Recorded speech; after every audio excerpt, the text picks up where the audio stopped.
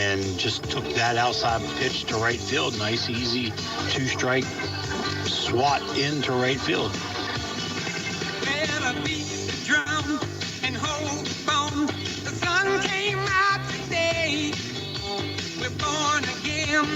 That'll bring the second baseman Bell to the plate with runners on the corners. A one-run lead here in the top of the fifth. Oh.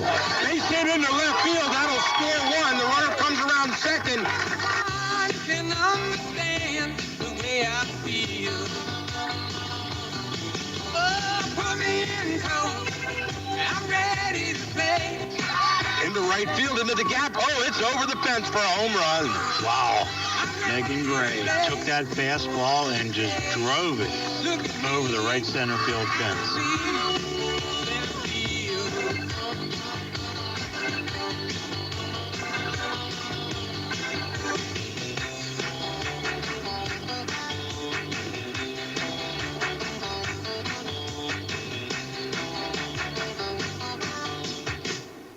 And welcome, ladies and gentlemen, to Catoctin High School for some exciting high school baseball here live. We are really glad that you could join us. It is a hot May afternoon, the second day in May. Oh, my goodness, and we've had some hot baseball and softball this week for you as well.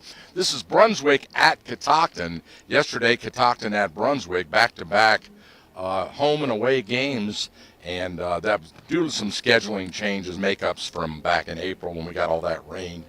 That's how we ended up here. But a lot of fun, and that gives us opportunities to give you a better schedule here. So I'll be doing your play-by-play, joined here atop the dugout with Coach Rick Little. Coach, these two teams battling in the 1A as well as the small school CMC. Yep, they see each other at least twice every year, sometimes more. And when they hit regional playoffs, very familiar with each other, two longtime coaches, so there's really no surprises when they play each other. But this is kind of cool, a home and home series. It's like almost like in the MLB where they play a 3-game series, we're playing a 2-game series. All right, we'll be back. We'll take a break and give you our wrap-up in just a minute.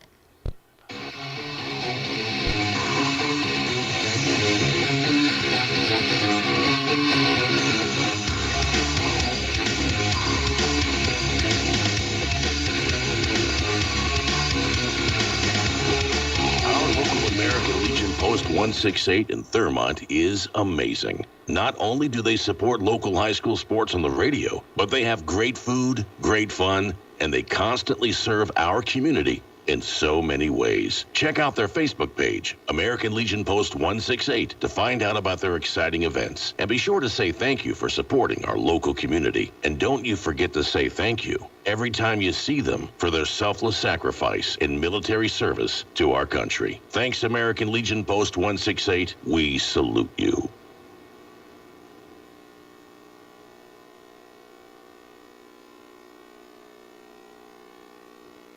Don't worry if you can't make it to the game or miss the broadcast. All of our high school sports games are archived and available online at WTHUradio.com in our audio vault. Everyone in Thurmont knows and respects Dr. John Hageman at Center of Life Chiropractic and his wife Marcia at Center of Life Pilates for their many years of helping people in need and for the wonderful ways they give back to their community through scholarship and fundraising efforts. Center of Life is located on Water Street in downtown Thurmont. For information or to check out their schedule, go online to centeroflife.us today. That's Center of Life Chiropractic and Pilates. Make an adjustment to your life today.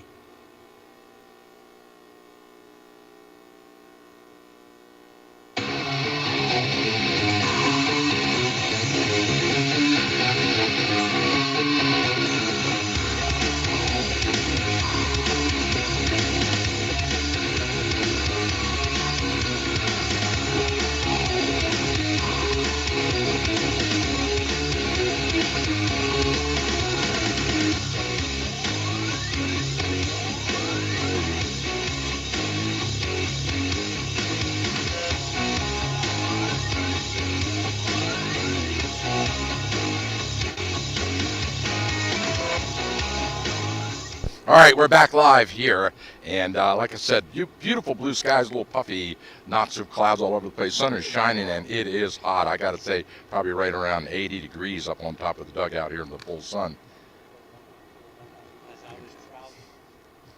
What was that? As I was traveling Yeah. north on 15, Right? 90. No, really. 90. No wonder I'm so hot. Yep. Oh, man. Yep. Okay, that explains They're everything. saying we're touring with a record temperature for this day of the year. Uh-huh. And as we get warmed up, I see the second umpire making a mad dash from the parking lot to the field. And that is the explanation for the delay.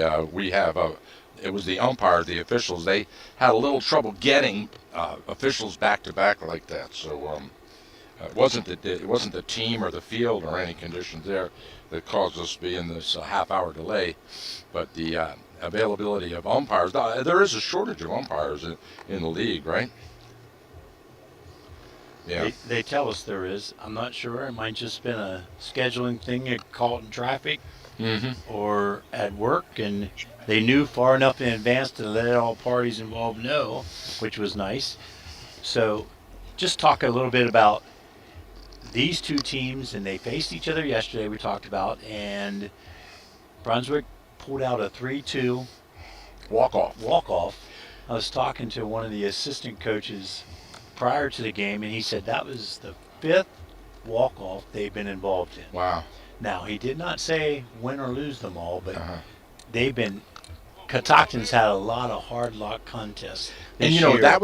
that's the hardest way to lose a game. A walk-off on a sacrifice fly. Yeah. That is. Yeah. And It's like kissing your sister. the fact that Catoctin held Brunswick to the 3 runs is in itself kind of a moral victory. Brunswick averages 6.5 runs a game. Yeah. So to hold them to 3 and be in the ball game with a chance to win it for these Cougars is a big deal. And Gavin Watkins takes the mound for the Cougars against this strong, hard-hitting Brunswick lineup. When we were preparing, noted 6 of the Brunswick Railroaders batters make the FNP top tier of batters in the newspaper. 6. And that's a big statement right there. Yep. The big Gavin Watkins on the mound, right-hander facing Boyer, and he fouls on back to the screen. Yeah. Colton Boyer, one of those leaders we talked about, comes into the game with a .375 batting average as leadoff, the table setter for the Railroaders. A little grounder to short. Pick-up throw to first. They got him. No, they waved it off and said he was safe. Boy, he just beat that throw out. And it was a deep throw for the shortstop, almost over in the third base position, Coach. Yeah, it was a slow grounder, got past Castello at third. Green at shortstop picked it up, but could not make the throw in time. Infield base hit for Colton Boyer. So that brings the right fielder Peyton McDonald to the plate. He takes a called strike, waist high, with a runner on first. Just started here in the top of the first inning with Brunswick at the plate. Catoctin in the field. High chin music. He leans out. 1-1 the count. Peyton in the number 2 spot for the Railroaders. Carries a .333 batting average. In the dirt. Good block by Shipton. Yep. Keep that one out in front of him and keep the runner on first. Dropped to his right knee, slid over there, and got square behind the curveball. That one got away from Watkins high over the head of the batter. 3-1 the count.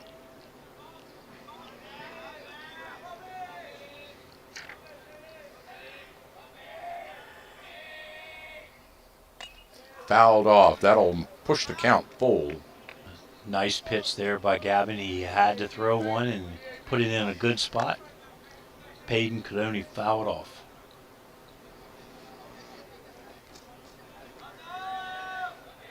Sizable lead over there by Colton in this full count. Throw back to first. Back in time. Watkins with a nice quick move to first from the right-handed position and the stretch. Takes a look over at first. Turns and throws to first. Back.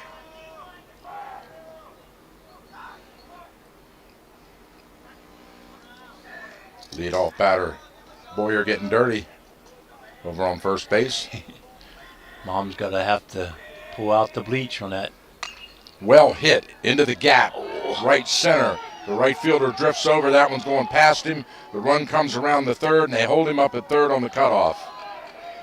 So a stand-up double for McDonald. We were here before, and I think, Michael, you talked about how close to the right field line the right fielder plays here at Catoctin, and in this particular instance, that hurt them and helped Payton stretch that little ball into a double as it dropped right in between the center fielder and right fielder.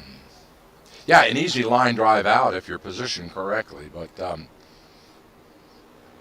these coaches know what they're doing, so they've got their players playing right. He's cheating way over, right? He's right underneath the scoreboard in right field, which puts him, 30, 40 feet from the first base line? Yep, I would estimate that, Michael. You're exactly right. And this brings up the shortstop, leading hitter on the team, Ty Connis. He fouls one off. And conversely, the center field is cheated to the right and playing shallow. Now they're shifting right over a little You're bit. right. There they go, yeah. Ty is on the leaderboard in almost every hitting category in the Frederick News Post. Watkins. Runners on second and third. Throws one low. 444 batting average, 13 RBIs, and 3 home runs. 444 in high school? Yep. Oh. Yep. Batting third is strong-looking shortstop. In the dirt, Shipton keeps it out there. That one bounced probably 3 feet in front of the plate. Watkins having a little trouble with control right now. Feeling the pressure. Go ahead run on third. Takes a little bit of a lead there. Boyer. Another low ball bounces out in front of the plate. Yeah, almost every pitch, he looks down at his lead foot like he's not getting the traction on the landing that he would expect. Gavin is. See if they need to do some field maintenance out there for him. 3-1 count. Okay. Ball 4. So he walks the batter to load the bases. And that sets the table for Lowry. Tyler in the cleanup spot. Second baseman for the Railroaders. Batting right-handed. Now the home plate umpire is, base umpire is shifting the Brunswick players around his dugout a little bit. They need to be in the dugout, and it's a lot of them, so there's a little bit of an overflow. Tyler Lowry, check that, 326 batting average. Called strike. Fastball outside edge of the strike zone.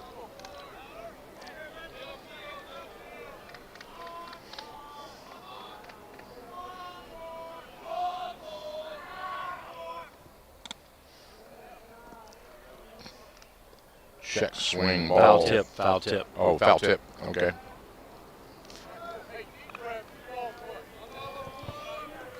Nice high fastball there by Gavin.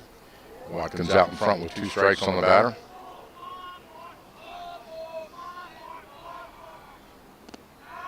Low away.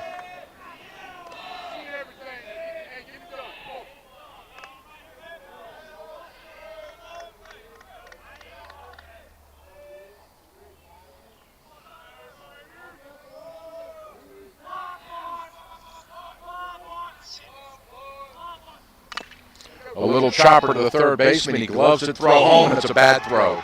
He throws it, run scores. The runner holds at third. So the error on Castello as he got too excited, couldn't get the ball out of his glove and secure it in his hand to throw it in. Just whiffed it over top of the catcher. Yep, and I think Caton had a little more time than he thought he did. He could have maybe taken a step inside the base path and had a cleaner line to throw home for the force out to Shipkin and catcher covering. Now, he's a young kid. I mean, he's got a lot of growing to do, and that's part of the learning process. Called strike to number 4, Colin Pierre, the pitcher for Brunswick.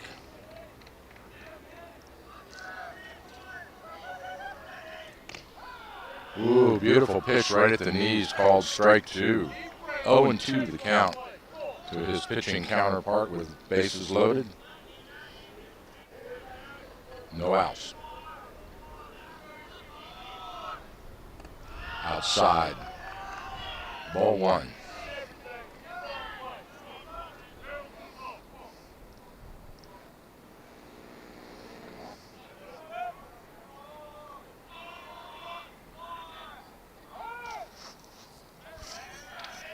Time out. Batter steps out of the box. Looks over to his coach for the sign. Coach Roger Dawson recently celebrating his 400th win as a head coach in baseball. Quite an honor. Low and away. Ball 2. 2-2 the count to Colin Pierre.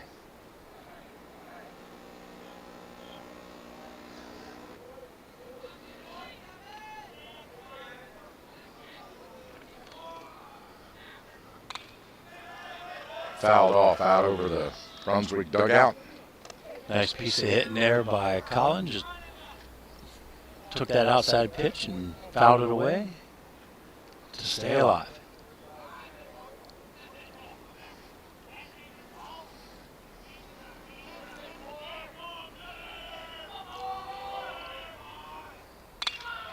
Grounder into right field for the base hit. 1 run scores. Then they send him home. Here comes the throw, not in time. So a 2 RBI single for the pitcher Pierre. Yep, ball bobbled just a little bit in right field, enabled the second runner to take off and score for the third run of the game. And then we have a courtesy runner for the pitcher, Pierre. Number 2, Dylan Harsh steps on first base. And the Cougars yet to get it out in the top of the first here, with Brunswick batting deep into their order. Number 21, Connor Mullaney, the first baseman for the Railroaders, steps into the box batting right-handed. His Connor first carries a .421 batting average with 18 RBIs on the season. Oh, he took a heavy cut at that one. He's a big guy. Look at him. Yes, sir. I walked by him over in the dugout earlier, and I thought, is this a, I thought it was a parent. He looks like he's in his 20s. There you go. Fastball right across the waist-high belt level with the called strike. No balls, 2 strikes to count.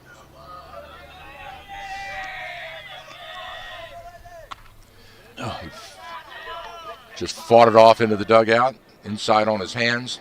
Yep. Runners go back. First and second, runners on. No outs. And notice the outfield's playing him deep. Yep.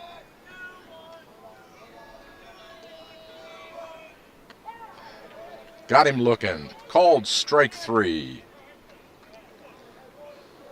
So the Cougars record the first out on the strikeout. And that's a big one for Watkins. That'll give him a lot of confidence now as he's trying to pitch his way out of this tough jam in the top of the first. with 3 runs across the plate already. Left fielder Nathan Borowski steps in. Swing and a miss. Nathan carries a .333 batting average.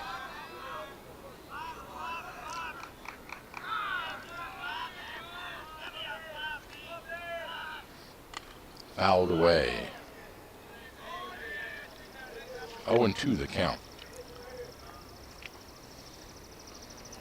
This Brunswick team is ranked in max prep as the 21st team in the state of Maryland, number 2 in 1A baseball. Yeah, that's pretty cotton picking good right there. Pretty solid. The Fouled team away. they trail is Allegheny. So Allegheny, again this year, loaded in 1A baseball and softball. Yep, they always are. I mean, Yep. they got a great program up there in Garrett County. Or is it Allegheny County? Allegheny. Yeah, Allegheny County.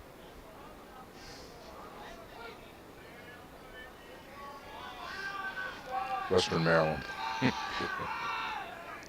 Oh, high Hummer at the chin level. Ball 1. 1-2 the count.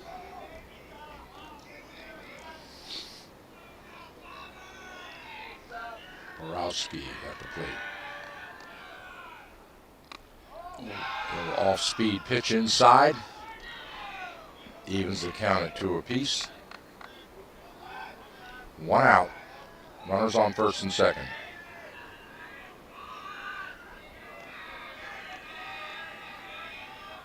Woohoo! That one got by to the screen, and the both runners advanced to second and third.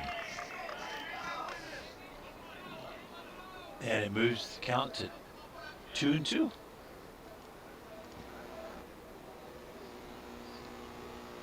I say that with a question. Yeah, it's hard to tell. That scoreboard is small, and now And they're I looking think at the umpire just affirmed that. yes. Watkins kicks and delivers in the dirt. Be welcome. Ringed him up. Called strike 3. Oh, did they? I thought that was in the dirt. Huh. All right. That was a good call. Must have been a nice curveball then, because it hit the dirt behind the plate. All right, here we go. Number 9 steps in. Connor Oler fouls one back to the screen with 2 out and runners on second and third.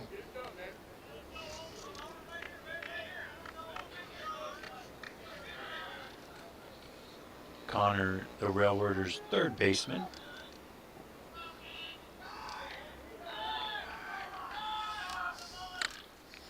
Grounder to second, gloves it, throw to first. They got him. Jake Bell to Mason Farrell for the third out. Score 3. And we'll move to the bottom of the first. And Catoctin comes up to bat. 3-0 Brunswick.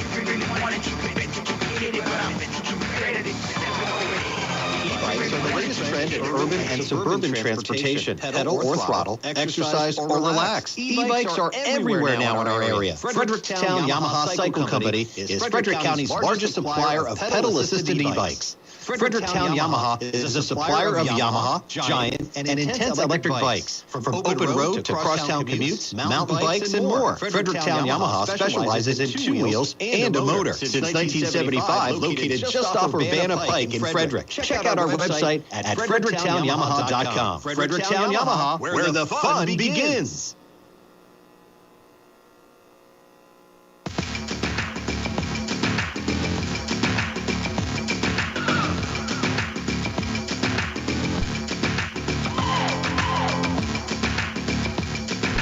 Well, I'll tell you what, the fun began here for Brunswick in that top of that first inning, 3 runs across the board. They load the bases and get her done. So we move to the bottom of the first with Catoctin at the plate here at Catoctin High School. The Cougars' leadoff batter is Green. Bryant Green, shortstop. And the starting pitcher for the Railroaders, Colin Pierre, comes into the game with a 2.17 ERA, 29 innings pitched, giving up 9 earned runs. Called strike to Green. Shows decent velocity on that first pitch. Pitching from the stretch without runners on. A little curveball there, late break, called strike 2. He's still got 2 outs up on the board. It's obviously not right. Ooh, that one way high. That slipped out of his hand a little bit. He licks his fingers and gets a little moisture on them. Yeah, you wonder if 90 degrees, get a little sweat on those hands today, something pitchers adjust to. Fouled off back over the Cougars' dugout. Bryant stays alive for one more pitch.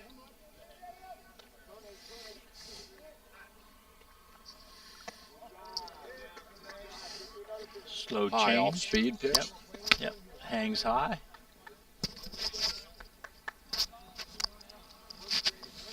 Two balls, 2 strikes to count to Bryant. Swing and a miss. Struck him out. Sneaky fast fastball there. Gets by Bryant.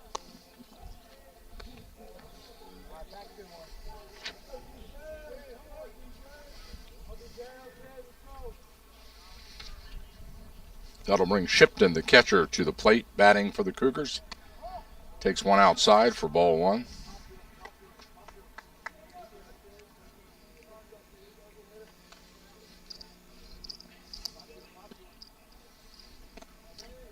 Low and away, ball 2.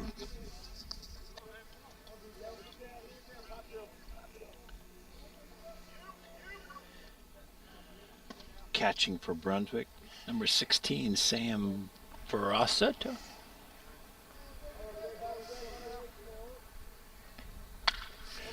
Base hit in the center field.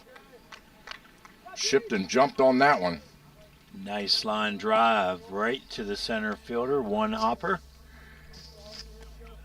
Colton Boyer tosses it in. DJ's on first. Brings up Garrett Worth, the Cougars' left fielder. Worth batting right-handed. Pierre loses that one and gets away from him over the head of the batter. Ball 1. In the dirt, there goes the runner. That one got past the catcher. Shipton holds at second.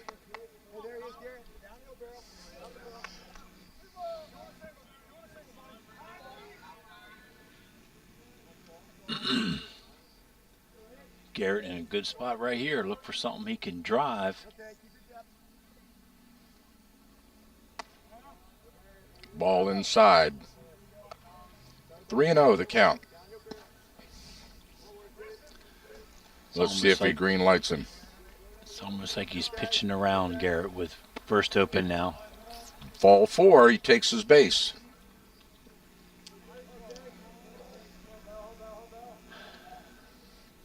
So the umpire checks the ball, gives him a good one.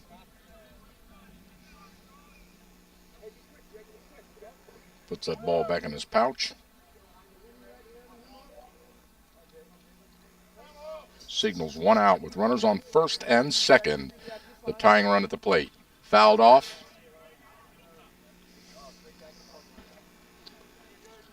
I like it. Jake Bell comes up there aggressive. After the walk to Worth, figures that Pierre wants to get on top of him, and he attacks that first pitch. Whoa, pretty pitch. He sits there and watches that one go by for called strike 2. Yeah. That was his pitch right there, Coach. That looks like a late break from the right-handed pitcher in on the right-hander's hands with a late break. It's hard to pull the trigger. Yeah. 1-2 the count now to Bell. Bell slash batting. He hits that well into center field. Center field drifts back, makes the catch. The runner starts to tag and hold, and he stays at second. Shipton on the fly out by Bell. Yeah. Colton Boyer barely had to move out there in center field. Well played. Yeah, about 3 steps back, and it was in the glove. Yep. So that'll bring, with 2 outs, that'll bring Patrick Moreland to the plate. Patrick takes a called strike right at the letters.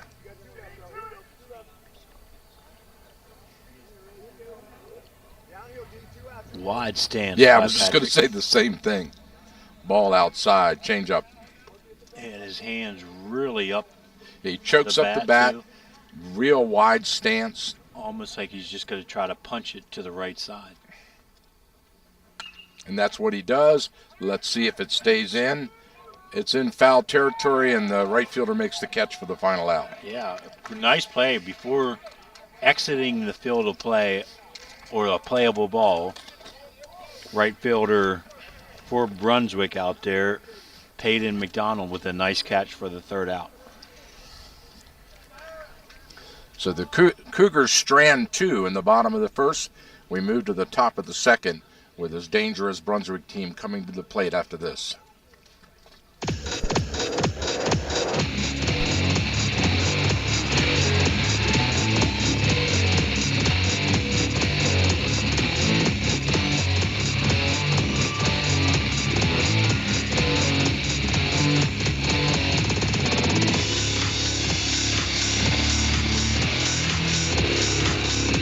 Thurmont Country Kitchen, conveniently located on Water Street in downtown Thurmont. It's just like home, only they do the dishes. Family owned and operated since 1984, Thurmont Country Kitchen has something for everyone. Handicap accessible for your choice for small gatherings or parties, and we cater too. Thurmont Country Kitchen's owners, Sherry and Rob, recently received the You Make Thurmont Proud Award. And hey, speaking of awards, their roasted chicken is the best in Maryland, hands down. Thurmont Country Kitchen's menu is unbelievable with something for everyone. Check them out today. Thurmont Country Kitchen is a proud sponsor of high school sports on the radio.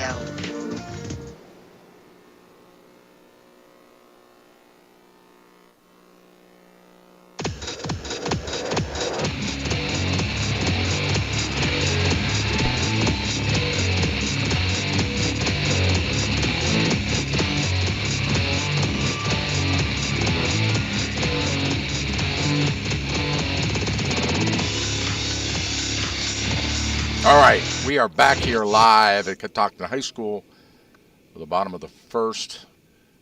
Brunswick jumped out to a 3-0 lead here on the strengths of some pretty good batting in the bottom of that dangerous order. That'll bring number 10 to the plate now for Brunswick. That's Carson Rye, the designated hitter for the Railroaders. He steps in. Batting 9th in the order. Bottom of the order for the Railroaders.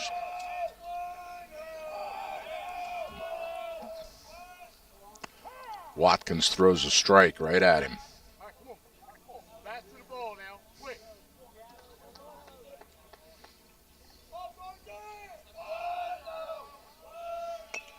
Little chopper. Stays fair. Barehanded. Throw to first by the catcher. And Shipton got him. Well played by DJ. Jumped up on that little chopper about 15 feet out in front of the plate. Took a step or two and a solid throw to first base.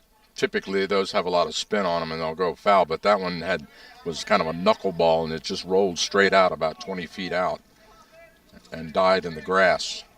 Take us back to the top of the order with Boyer. He takes the ball in the dirt. Boyer started the ball game off for the Rotors with a base hit and scored the initial run of the game.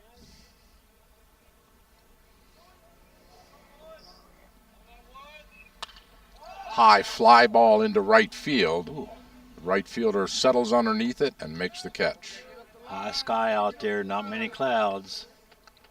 A lot Yeah. of sun, well played. Got them polarized glasses on. Tough catch. That was really up there in the stratosphere, so good play by the right fielder. Yep. Patrick Moreland, nice play. That'll bring McDonald to the plate. He fouls one back over our heads. This is bad. Looks like the right fielder has moved over towards the right center field gap a little bit, where Payton placed his first hit for a double. Fouled that one out of play. 0-2 the count. Watkins out in front now of this Railroaders batter. 2 out. Top of the second.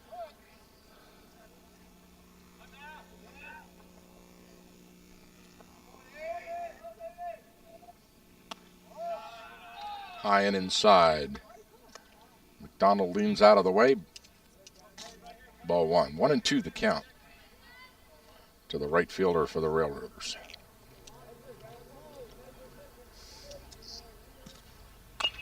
He reached out after that one. Shortstop gloves it, throw to first, and they go 1-2-3 up and 1-2-3 down here in the top of the second. Catoctin will come to the plate with a chance to get back in this thing after this.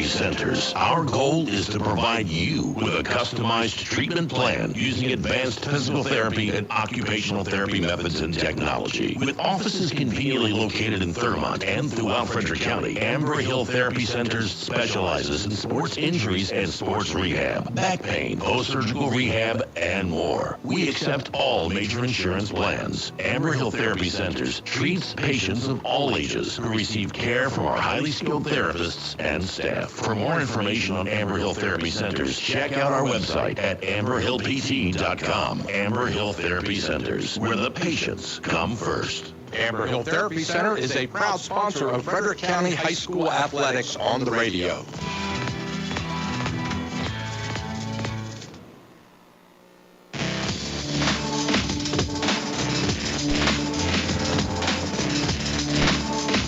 All right, welcome back, ladies and gentlemen. We've got the Catoctin Cougars at the plate here in the bottom of the second inning with Brunswick leading 3-0. Big cut from the leadoff batter for the Cougars, number 12, Grable, the designated hitter for Catoctin. Called strike. Braden aggressively attacked that first pitch, and then that second, that little cutter just froze him. Base hit into left field. Boy, he choked up on that bat and just poked it in between the short and third base. Great two-strike approach there by Braden. Controlled swing, high fastball, just lofted it into left field.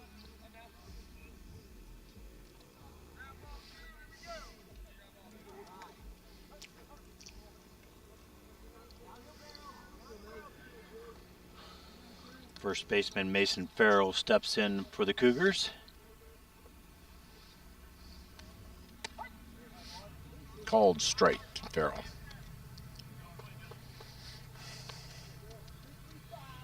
Mason is sophomore in the starting lineup of juniors and seniors. There's the steal. He slides in safe as the ball gets through the glove of the second baseman. Good jump there by Grable. Sam didn't have much of a chance to throw him out from behind the plate. And an excellent play by the batter, number 22, Farrell, to reach out after that ball to protect his runner on the steal. In the dirt, gets by him. Here comes a runner down to third. He turns to go home and stops. So a great strategy for that steal, because now with the pass ball, he's in scoring position. Yeah, sac fly. A lot of ways for a runner to score from third with no outs. Try to break into this 3-0 lead. Farrell takes one outside.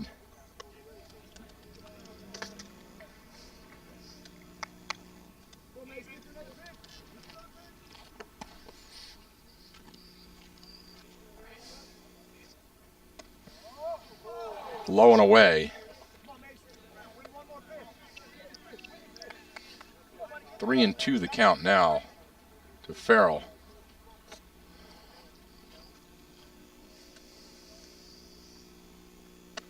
Ball 4, he walked him. So that'll put runners on the corners as it brings number 3 to the plate.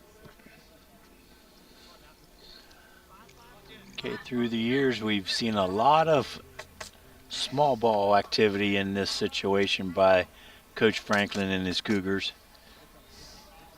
See if Caton doesn't do something with a bunt. Back to first on the throw. Trying to pick off.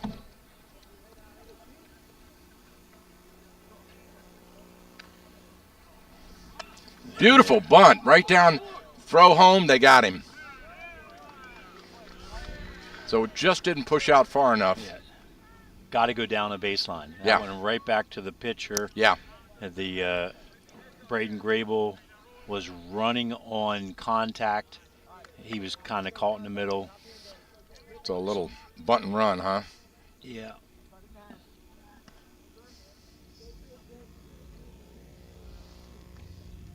So that puts Farrell on the fielder's choice. Yeah.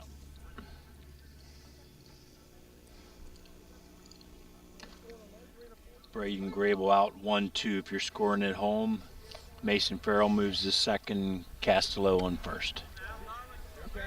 High, ball 1. Center fielder Ethan Georgioff to the plate.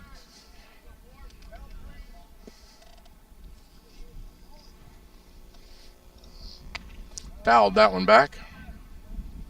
Just a little behind that fastball.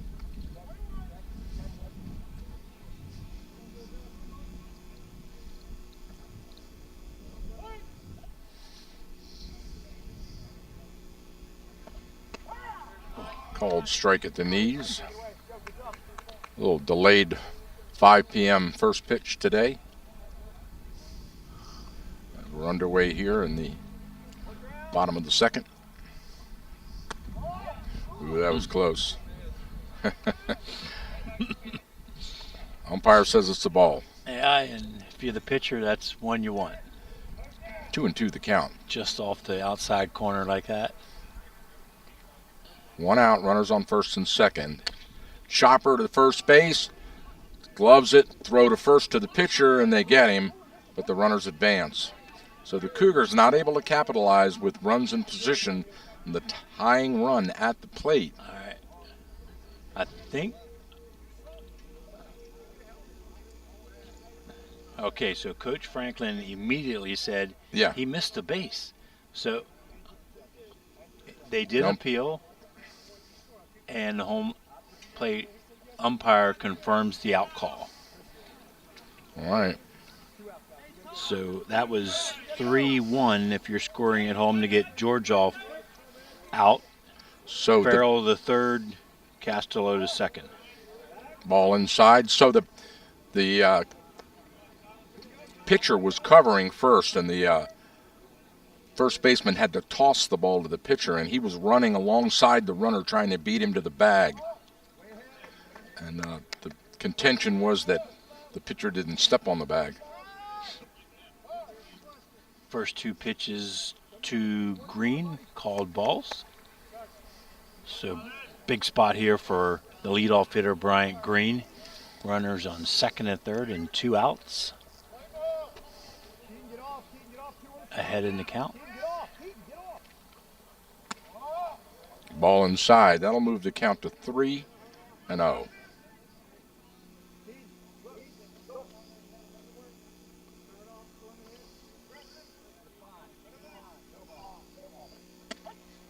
Called strike.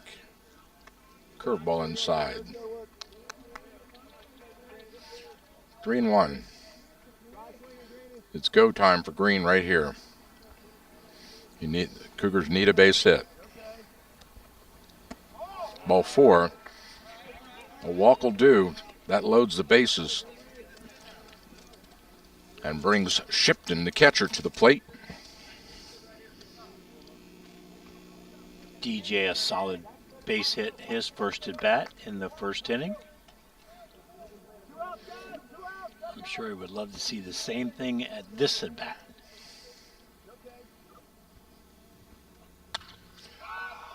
Well hit deep into right field, and he makes the catch.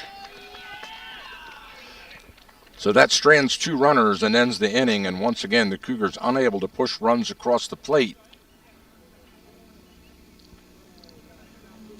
We'll step aside for a break and be right back.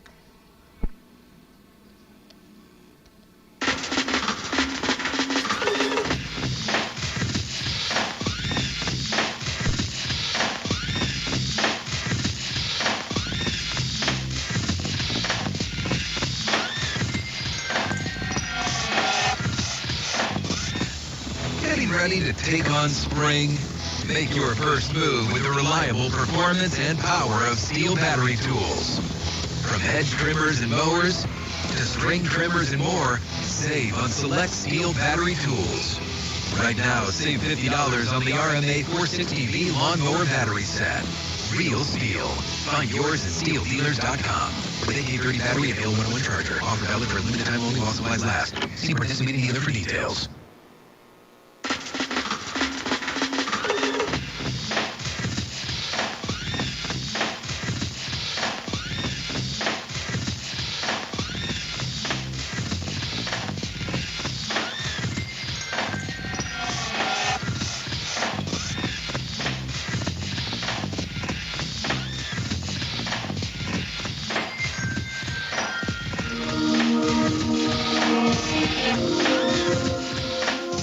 All right, we're back here live.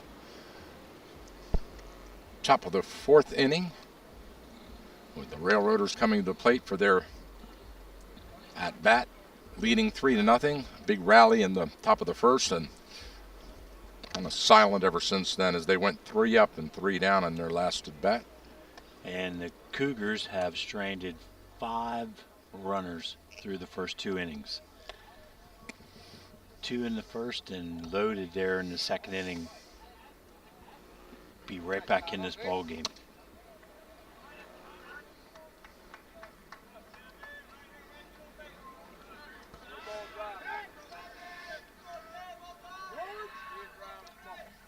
Notice they've moved Koenig now into third base for Castello. Brady Koenig. Watkins delivers low and inside.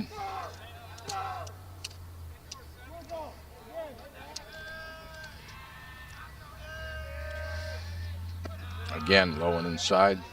2-0 the count. Ty Konis. Dangerous shortstop for the Railroaders. And that low crouch stance in the batter's box. Takes ball 3.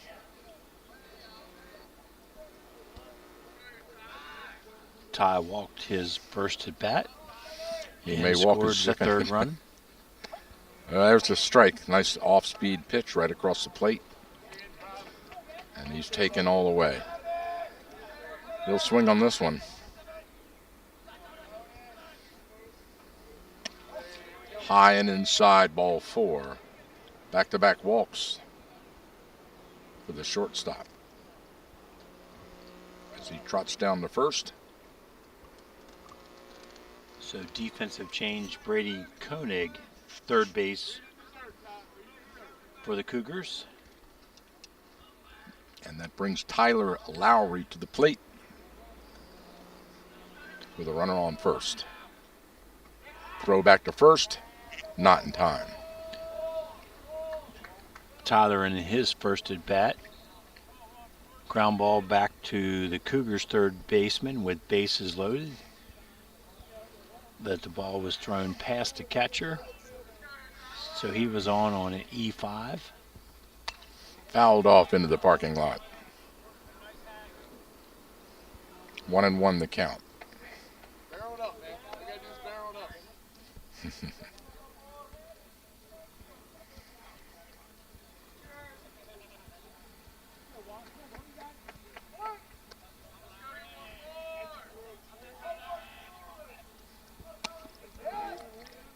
Check swing called strike. Curve ball over the plate. Almost looks like he's guessing at Gavin's pitch selection. Swing and a miss. No, he tipped it. Got a little piece of that one to stay alive. Foul tipped it into the plate. Umpire making sure everybody's okay. As that ball tipped off of the body of Shipton. See, home plate umpire gets that plate cleaned up. Still looks kind of dirty, though. You might want to change brushes.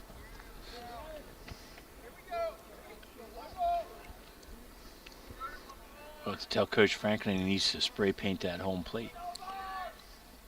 Fouled off. It's blending in with the dirt all around it, even when it's, quote, swept clean. A little whitening toothpaste ought to do it. Kind of like a baked bean smile out there. So Tyler fights that one off. Count holds 1-2.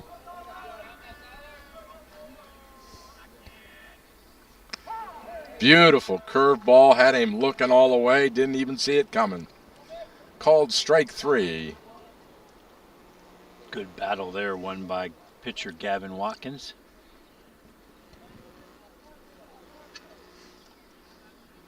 That'll bring number 4 to the plate. Colin Pierre, the pitcher for the Railroaders. Batting right-handed deep in the box as Watkins takes a look at first. Colin had a base hit in the first inning, 2 RBIs. Rips into that the one gap. to- Oh, and he can't get it. He gets a glove on it, but it bounces out of his glove, and here comes the run around. They cut it off and hold the runner at third. So, ranging to his right, Ethan Georgioff laid out, tried to bring that one in, deflected off his glove.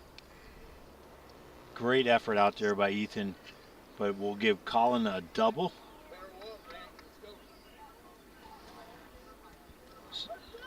His courtesy runner, number 2, Dylan Harsh on second, and number 7, Ty Connis, moves around here to third base. That brings the big first baseman, and he lifts one way high up into the air. Center fielder settles under it. There's the tag, the throw home, and no cutoff. He holds. They got him now in a hot box. Look home, look home. Oh no! The Cougars, nobody covers the hot box. That's the third baseman. Yep, he threw it right in the dirt to nobody. And the run scored, yes, and the runner advanced. Big error. What a mental mistake. And here comes Coach Franklin out on the field. He wants to talk to his team because they're just not, their head's just not in this game right now. Right, not making the fundamental play that we typically see the Catoctin Cougars team make. You had to cover that run going home. That was the one you cover. You don't cover the guy. Actually, they had the runner between second and third dead to rights. If that ball goes to the bag, I'm not sure why Koenig pitched it to the shortstop who was not even in the rundown, and said if he just throws it right to the bag and second baseman Jake Bell was covering, they tag that runner out and the inning's over. Yeah. I see your point. Now, I believe Brian Green could have made life easier for Brady by getting out of that position, getting around in the line Behind, for yeah, a cutoff. to cover. Yep. Instead of being a spectator. So Nathan Borowski steps in with a runner on third. 2 outs. Nathan caught looking for the strikeout first inning.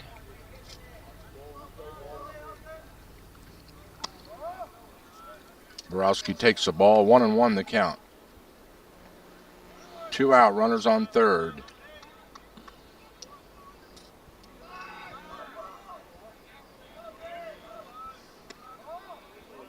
Ball just off the strike zone.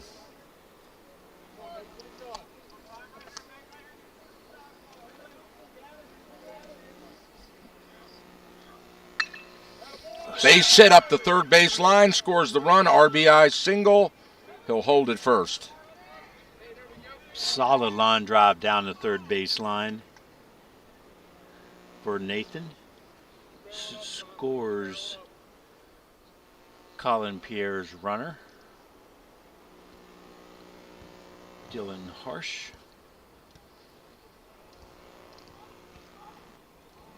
And number 9, Connor Euler steps in, the Railroaders' third baseman.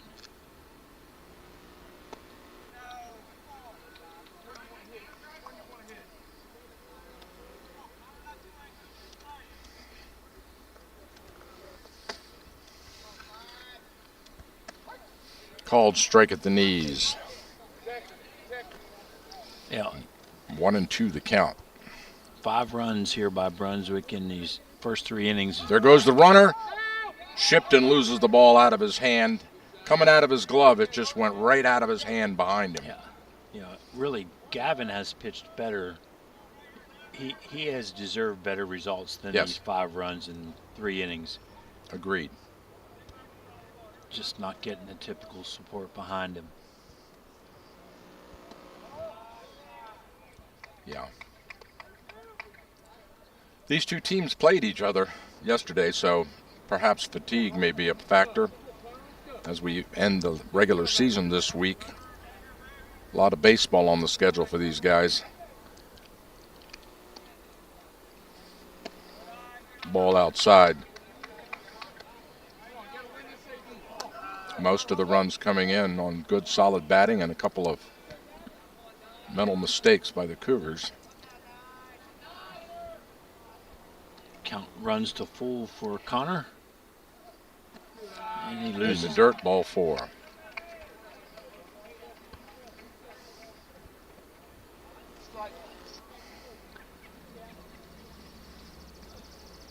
And that's what happens when your pitcher, doesn't have that support behind him. He starts to tire. Doesn't have that adrenaline from the good solid defense that he needs to keep it honest. I mean, when you make a pitch where your teammates can record an out, you got to get an out in high school baseball. Curveball, called strike. Carson I steps in for the Railroaders, designated hitter.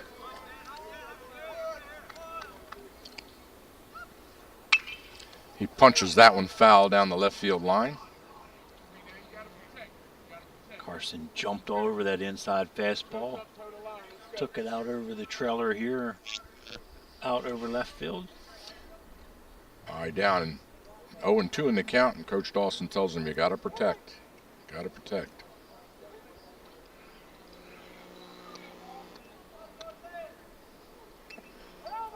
Tipped foul as he went after that one in the dirt. Following Coach's advice. He gets an attaboy from Coach Dawson. Yep, stays alive.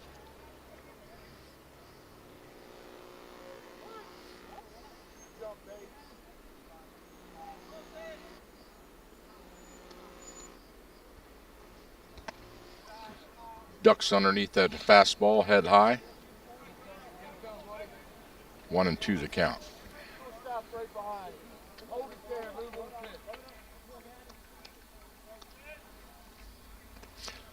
swing and a miss in the dirt. Shipton picks it up, throw to first, and they got him. Nice pitch by Gavin to get out of this one. But not until Brunswick puts 2 across the plate to take a 5-0 lead here. We move to the bottom of the 3rd inning at Catoctin High School.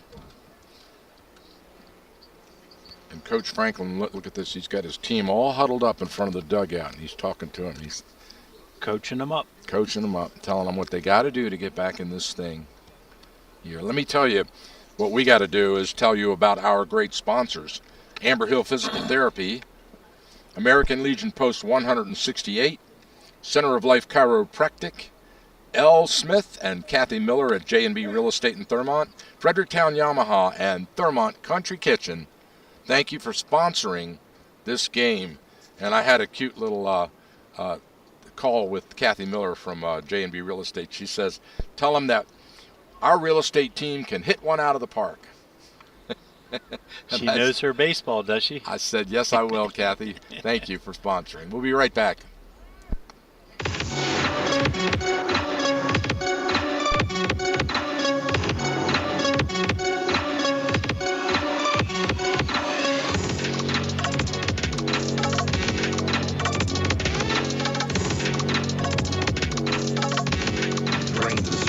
Save America. That's Donald Trump's mission. His champion in Maryland, Robin Ficker. Robin Ficker stands with Trump. He's running for Senate to put America first and deliver Trump's agenda.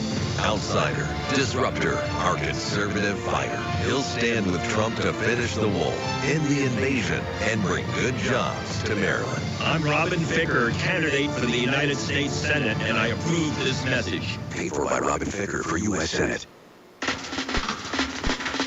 All right, we're back with Garrett Worth at the plate here. He takes a strike at the knees. Garrett Worth walked his first at bat. Foul tip back to the screen. That'll move to count to 1-2. 0-2? 1-1, I believe. 1-1. Okay.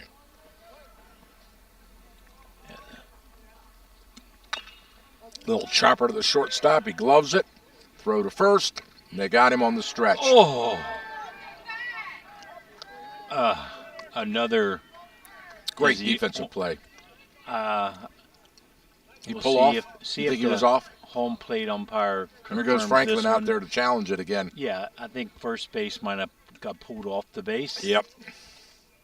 Now the umpire comes in to home plate. They're going to fab up. It looks like the protocol here is the coach has to ask the umpire that made the call if he will appeal for help to the other first base umpire. So that's what's happening right now. Here he comes down the line, and they huddle up, the two umpires, right at midway between the plate and first base.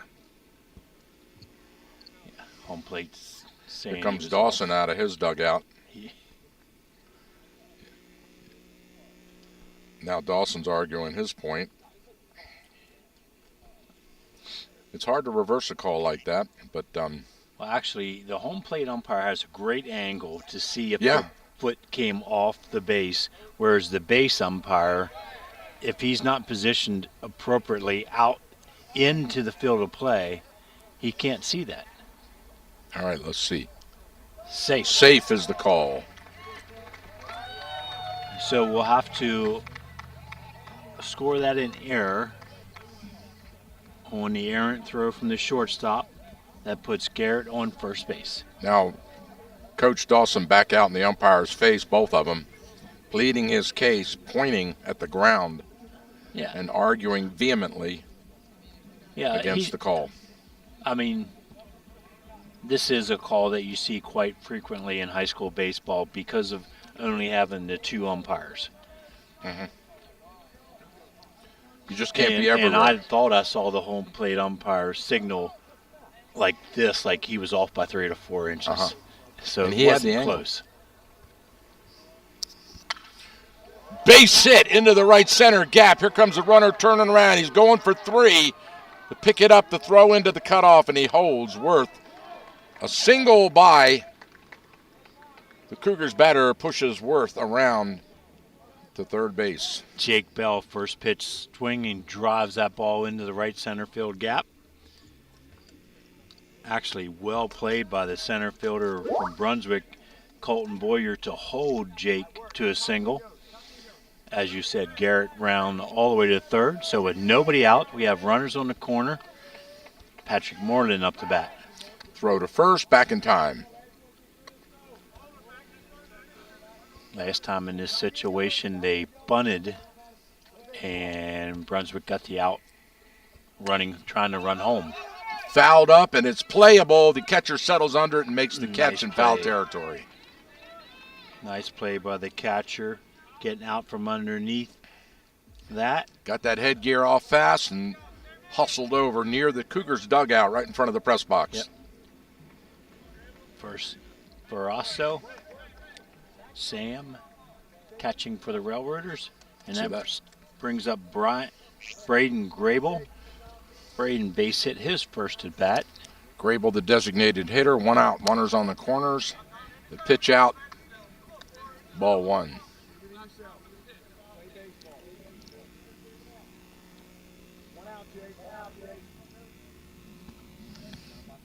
Bell taking the lead. Pierre peeking over there at first. He steps off the rubber. Bell walks back.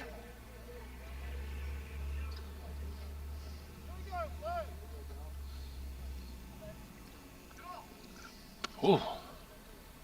Grable has to duck out of that one and scurry out of the way. He almost got hit in the head. Ball two. 2-0 the count. I think that was that inside cutter that just kind of got in on him a little quicker than he was expecting. Called strike. Grable kicks his bat. He wanted that one. 2 balls, 1 strike to count to Braden. Braden really has his hands up the bat. Looking just to control this and smack it out there. Called strike. Curveball catches the strike zone on the outside edge.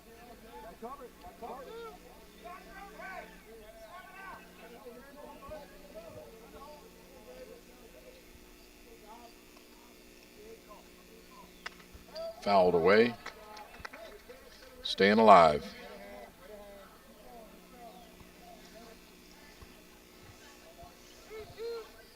Colin Pierre in his 3rd inning of work here. Just a sneaky fastball and a little bit of a cutter. Can see why he holds that solid ERA. Ball outside. Full count now to Grable. Yep, solid at bat here by Braden. He'd like to win this battle, get his team on the scoreboard.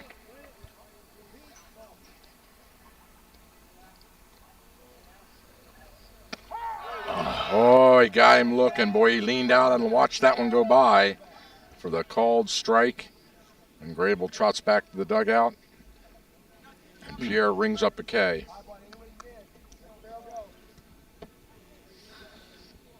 Picks up his 2nd strikeout of the game, and Mason Farrell steps in. Farrell lofts one high into foul territory in right field line. They can't get to it, and the ball drops. So the runners will come back. Everybody going with 2 out. Lands in that Bermuda Triangle there in foul territory between first, second, and right field. Yeah, it's a hard spot to get. It's too far for the first baseman, too far for the right fielder, too far for the second baseman. Yep. That triangle of players converging on that spot. Farrell stays alive. Takes a strike over the plate. That's a nice looking change up right there by Yep. Pierre. Little off-speed pitch as he rubs that ball, and he takes a peek over at first. Delivers. Inside. Farrell leans out of the way.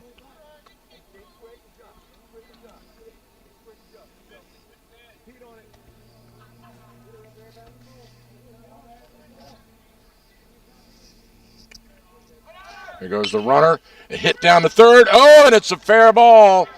And the third baseman can't get his glove on it. Knocks it down to hold the runner at second. Yeah. But a single.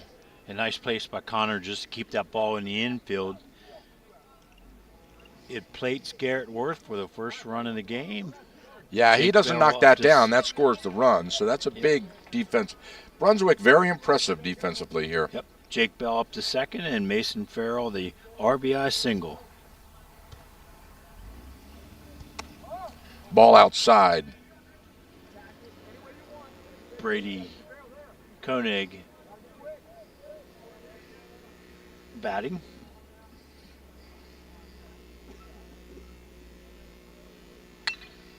Base hit in left field. Here comes the runner. He holds at third. Brady hit it too hard. A one hopper to the left Yep. fielder, and the runner from second has to be held at home. Now Wilson comes out to talk to the umpire. What's the discussion about this time? So the exact discussion, I'm going to guess, is Brady Koenig did not report. Yeah, batted out of turn. Yeah. No. No.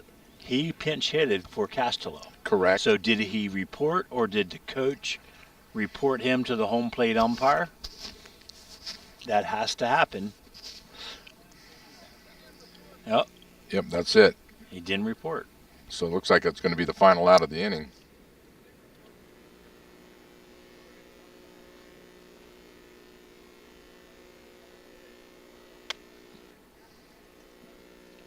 Is that up to the player to report?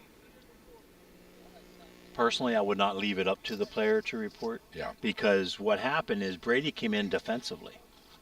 So by the time he works his round to the plate, I'm in the game. So I believe a coach should have went to the home plate umpire when that defensive change was made, if indeed the intent was to keep him in the game and have him bat. So Dawson looking for every edge, huh? Yeah. Yep, they don't miss a move when you coach this long and have 400-plus wins. And they're still arguing, huddled No. up, both coaches from both teams and the two umpires. Brunswick's walking off the field. It's not that he's out of order. He just did not report. Correct.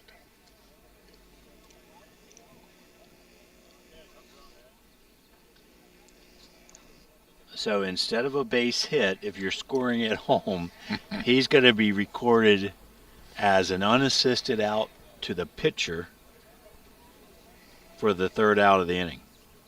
And Brunswick strands two more. I mean, check that. Catoctin strands two more. Yeah. Let's see what. Well, three. Oh, well, he doesn't count. Correct. So now he trots down to talk to the umpire, that he being Koenig. Let's see how Coach Franklin politics his way out of this one. Yeah. What did he say? He's been in the game. That's the only thing he can say. Oh.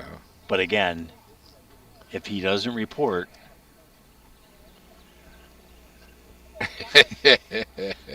it's really kind of cut and dry. It is. I'm not sure why the home plate umpire We have a dilemma. hasn't just made a decision. Now Here comes the softball. I hope everything is okay up there at the softball I field. see that. Middle of the first inning, game changer recorded the game as Delayed, and I see that they're down there dusting the field. We'll have to check and get a report on that one. I'll get it for you in a few minutes here. As soon as we figure out what's going on this side of the equation. And then Brunswick has the argument of it doesn't matter when he entered the game. If he does not report as a batter, he's out of order.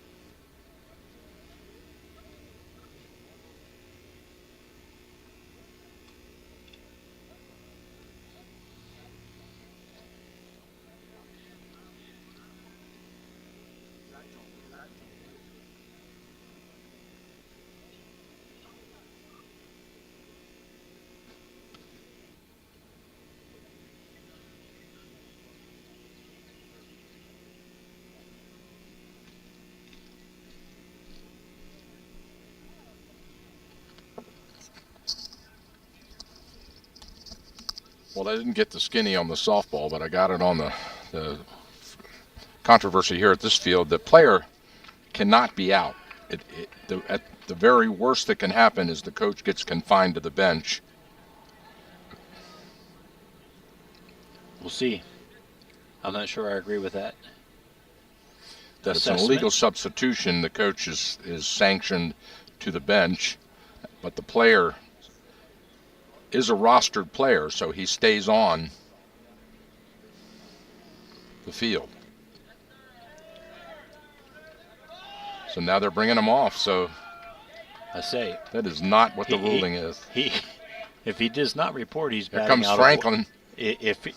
So here comes Franklin. We're going to have the give and take on this one also. Now we're going to have to argue. My understanding, and I could be wrong,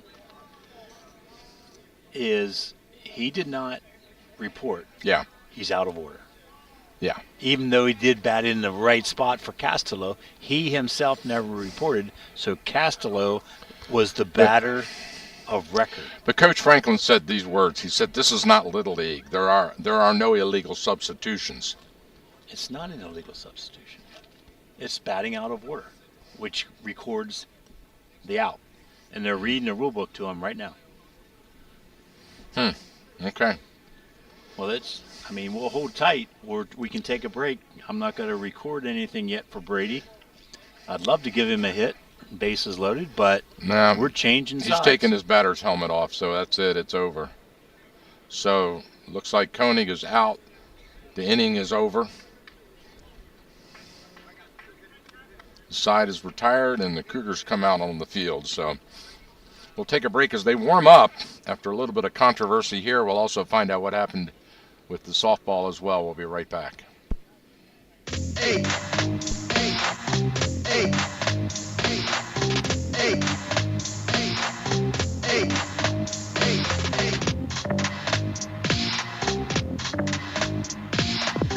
What's the People's Restaurant? It's the diner, and you won't find a better one than the Mountain View Diner. It's the ultimate comfort food. From delicious appetizers to sandwiches to succulent entrees, the Mountain View Diner can satisfy any taste. If it's mouth-watering Greek fare you're after, the Mountain View Diner will not disappoint. And don't forget the famous cheesecake. Mountain View Diner on West Patrick Street in Frederick and in Charlestown, West Virginia, across from the casino. A winner 3 years in a row for a Best of Frederick Award. People who love great food eat at the People's Restaurant, the Mountain View Diner. Hey.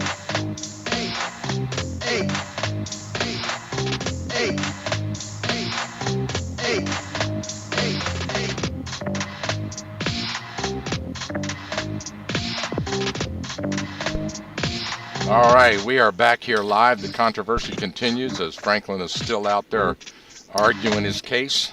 Hey, I'm just going to say this. I don't typically take the umpire side of things, but I kind of agree on this. This one you agree on. All right.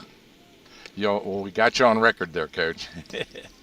and I, during the weekend, if I get a little downtime, I'll check the rule book a little bit, see what section they might have referred to help Coach Franklin understand the play and the call, the result. So we'll get ready to move here to the top of the fourth, and we have a pitching change for Catoctin. Number 11, Jake Bell, steps in as the pitcher. Second base is now being manned by number 1, Peyton Myers, for the Cougars. And Keaton Castello returns at third base, replacing the aforementioned Brady Koenig, who caused the issue in his last at bat of the third inning. And it looks like the umpire is still having a conference now with Brunswick. Yeah, they're still talking. I'm not sure why. I have an answer about softball. The Catoctin Lady Cougars are victorious 13-3. Mercy rule ended at the 5th inning. Oh, so game changer just was game, out of order. Yeah, game changer was down. Good. So it was a quick game. 3 up, 3 down, all the way to the 5th. And the Cougars walk off with a 13-3 win on the softball field. So defensive changes for the Cougars. Now at second base, number 1, Peyton Myers. Keaton Castello returns to third base. Jake Bell moves to the pitching circle. And here we go for the top of the 4th inning. And we're around to the leadoff hitter for Brunswick, center fielder Colton Boyer. Takes first pitch ball. Colton 1 for 2 on the afternoon with a run scored.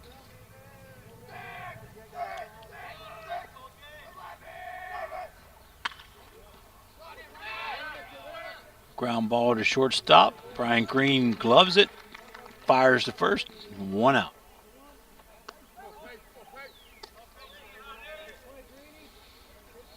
Nice play by Bryant, charging that slow grounder in this thick grass up here at Catoctin. And then the strong throw to Mason Farrell at first base. Peyton McDonald steps in for the Railroaders. Peyton 1 for 2 on the afternoon with a double and a run scored.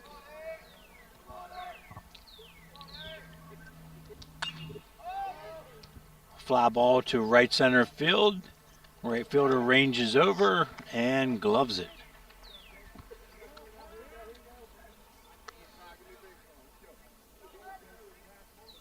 Looks like number 23, yes, Patrick Moreland out in right field.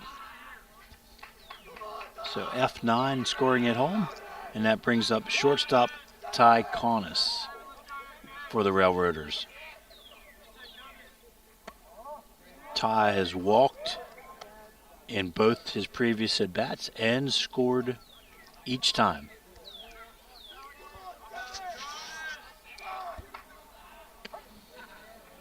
Jake Bell, 2 consecutive curveballs. This one finds the zone. 1 ball, 1 strike.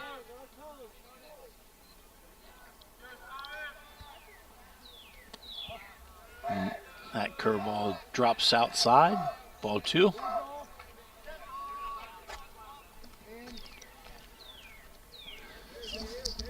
I'm sure Todd would like to get something he could drive today. Oh, he got a fastball there, ripped at it, but Jake Bell snuck it past him. Evens the count, 2 balls, 2 strikes.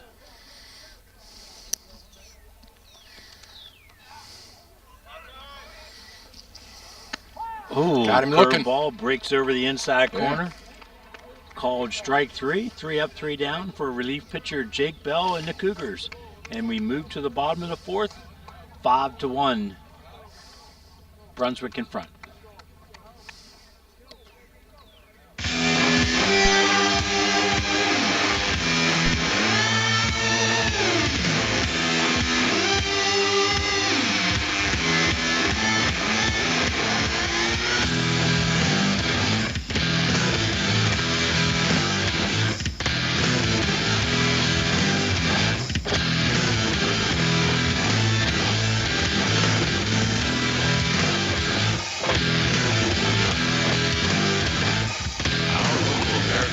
Post 168 in Thurmont is amazing. Not only do they support local high school sports on the radio, but they have great food, great fun, and they constantly serve our community in so many ways. Check out their Facebook page, American Legion Post 168, to find out about their exciting events. And be sure to say thank you for supporting our local community. And don't you forget to say thank you every time you see them for their selfless sacrifice in military service to our country. Thanks, American Legion Post 168. We salute you.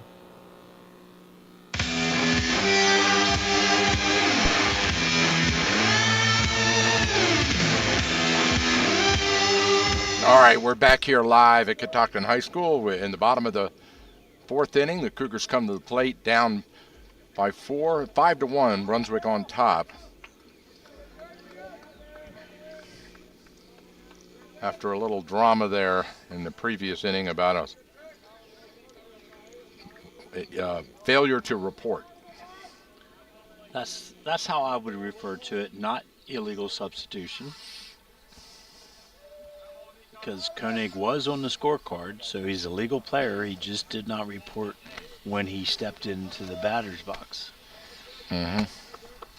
So get us started here in the bottom of the fourth. Center fielder Ethan Georgoff. Ethan bounced out first to pitcher in the second inning. Takes a ball outside.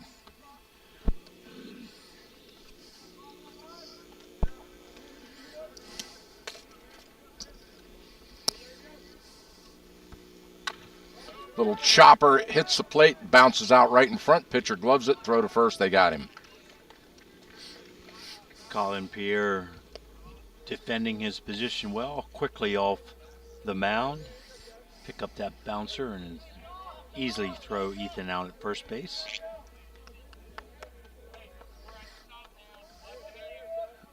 And we move to the top of the order. Bryant Green steps in for the Cougars. Bryant 0 for 1 on the afternoon with a strikeout and a walk.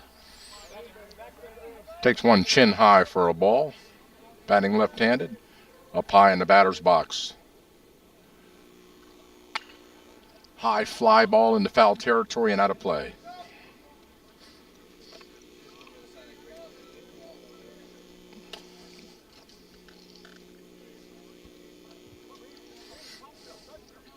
Pierre in his fourth inning of work.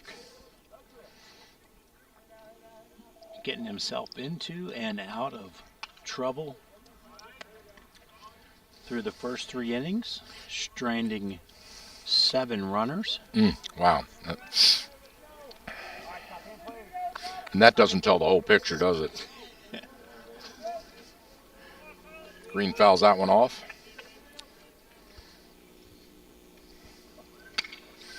Base hit into left field. 3 feet Turning inside for the 2. left field line, and Here he comes in, standing up for a double. And he pulls the string and fires the arrow into the dugout.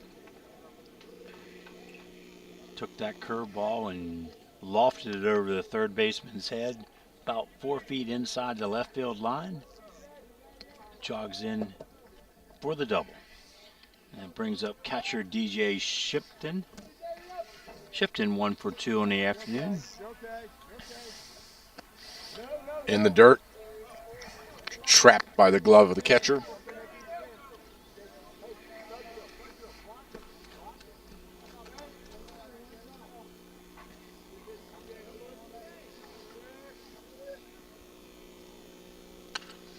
Infield high, out of play. It drifts over the fence and hits the shed behind the dugout.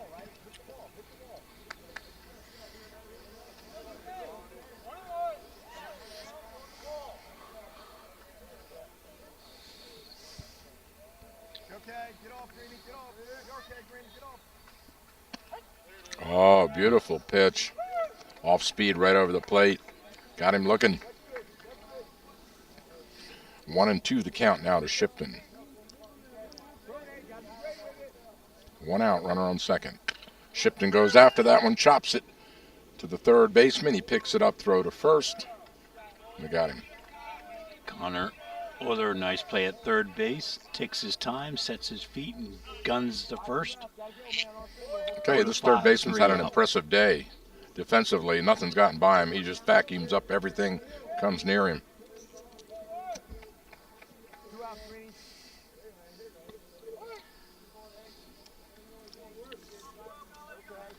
Garrett Worth steps in. Cougar left fielder is 0 for 1 on the afternoon. Walk, on an error, and scored the lone Cougar run last inning.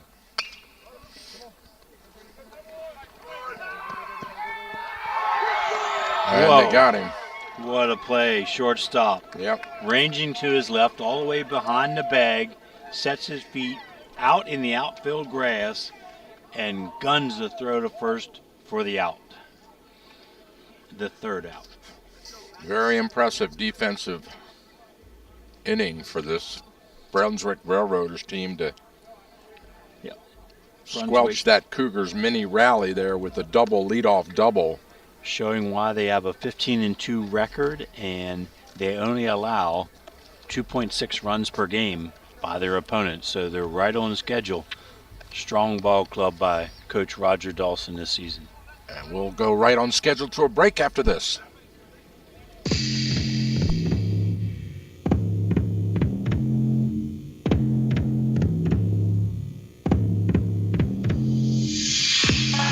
Everyone in Thurmont knows and respects Dr. John Hageman at Center of Life Chiropractic and his wife Marcia at Center of Life Pilates for their many years of helping people in need and for the wonderful ways they give back to their community through scholarship and fundraising efforts. Center of Life is located on Water Street in downtown Thurmont. For information or to check out their schedule, go online to centeroflife.us today. That's Center of Life Chiropractic and Pilates. Make an adjustment to your life today.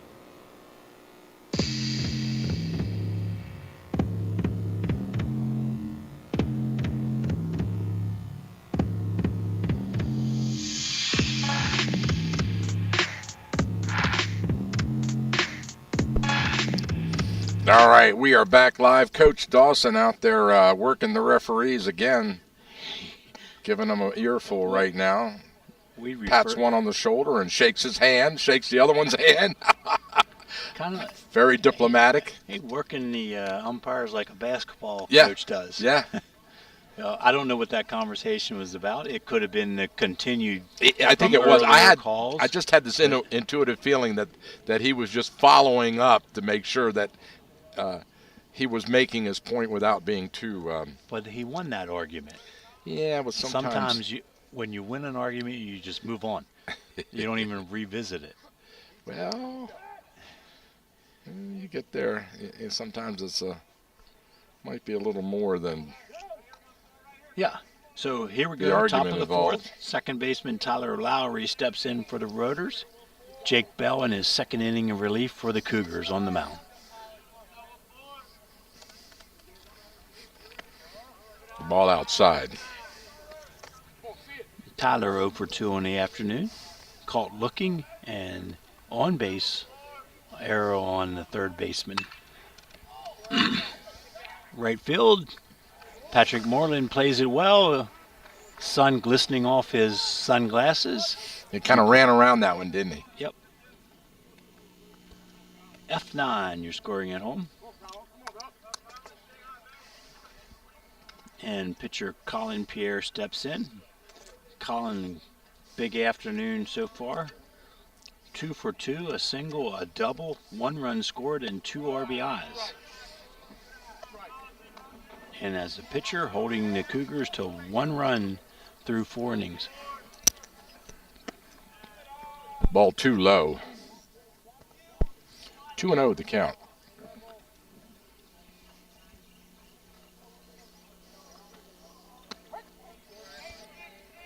Called strike. 2-1.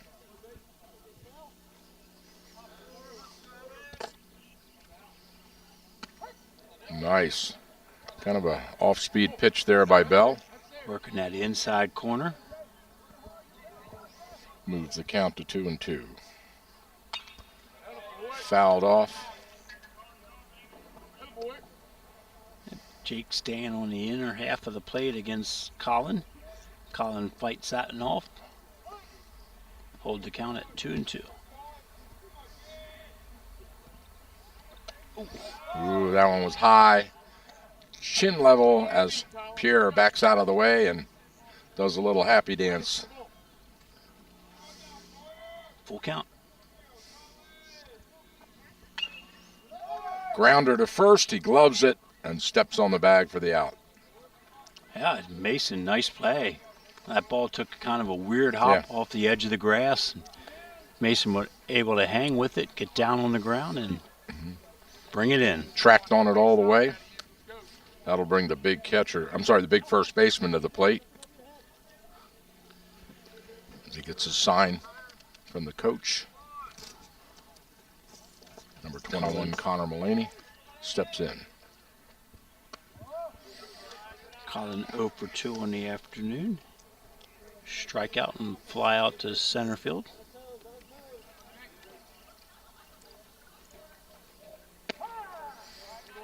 Off-speed pitch called strike, 1-1 the count.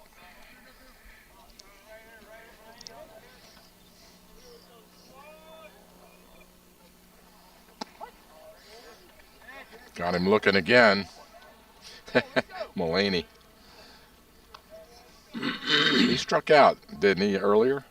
In the first inning, looking.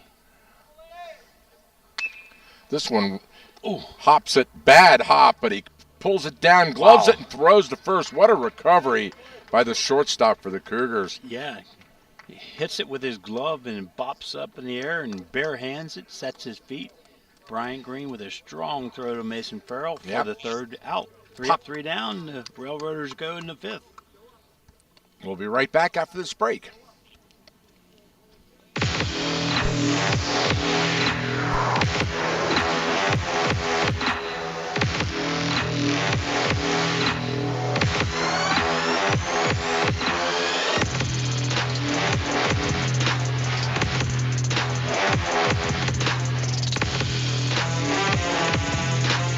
Amber Hill Therapy Centers, our goal is to provide you with a customized treatment plan using advanced physical therapy and occupational therapy methods and technology. With offices conveniently located in Thurmont and throughout Frederick County, Amber Hill Therapy Centers specializes in sports injuries and sports rehab, back pain, post-surgical rehab, and more. We accept all major insurance plans. Amber Hill Therapy Centers treats patients of all ages who receive care from our highly skilled therapists and staff. For more information on Amber Hill Therapy Centers, check out our website at amberhillpt.com. Amber Hill Therapy Centers, where the patients come first. Amber Hill Therapy Center is a proud sponsor of Frederick County High School Athletics on the radio.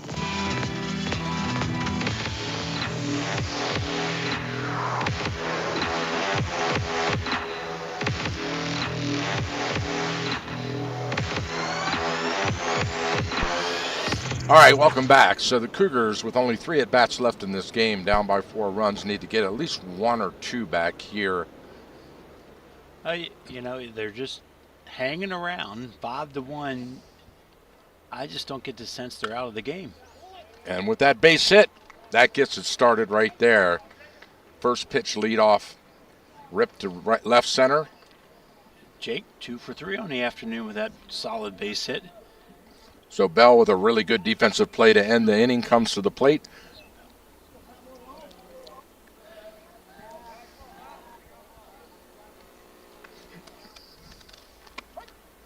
Called strike to Moreland. I've never seen a wide stance like that before. Whew. It is pure hands to the ball.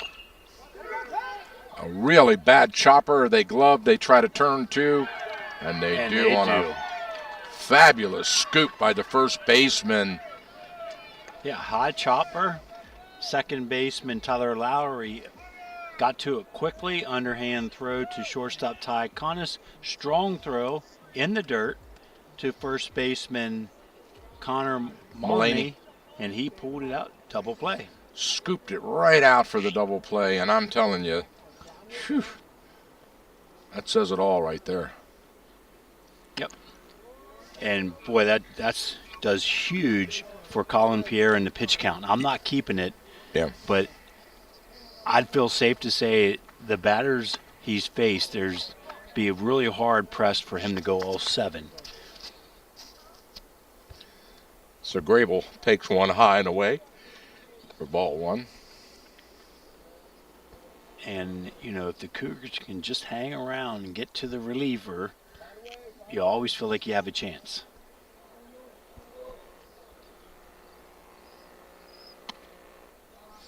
Yeah, but you kind of got to knock that starter out of the game, don't you? No. Now, with the high school pitch count, he takes himself out of the game. Yeah, that's true. And I can't see him really getting through the 6th. So you got to take him deep in the count every bat. Well, and with leaving 9 runners on base through the first 4 innings and a few walks, he's pitched a lot. I haven't kept him. I kind of wish I would have now, but so just speaking of that, and Braden Grable works the walk. Yeah. And Pierre shakes his head and rubs the ball and talks to himself. I like seeing a guy who's competitive, doesn't want to give up a walk.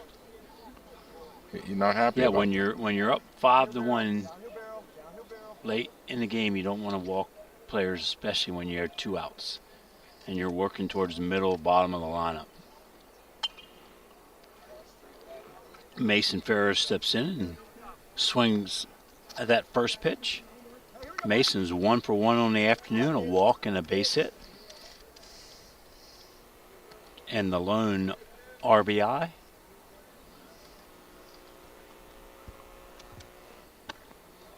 High ball.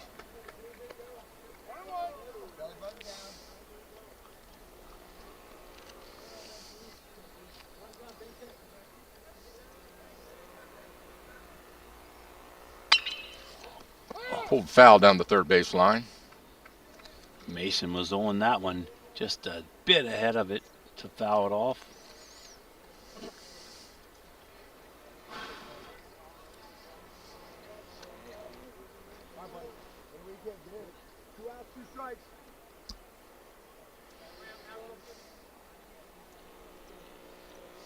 Mason widened his stance here with 2 strikes. Way high, way over his head.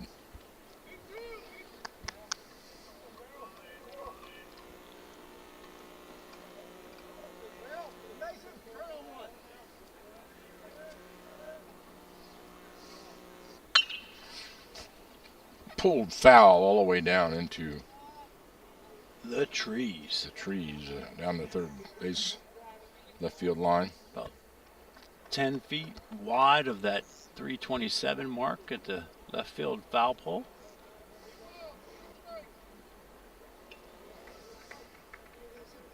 Count holds at 2 balls, 2 strikes, 2 outs. Grable on first base for the Cougars. I think it's a full count. Oh. No, you're right. Otherwise, she'd be trotting right now. So now it's a full count. And we're already up to 7 pitches.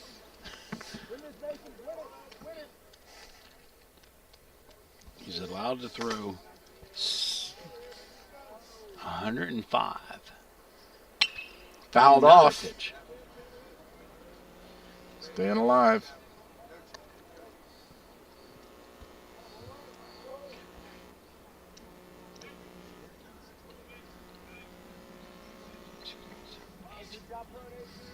Two out, runner on first.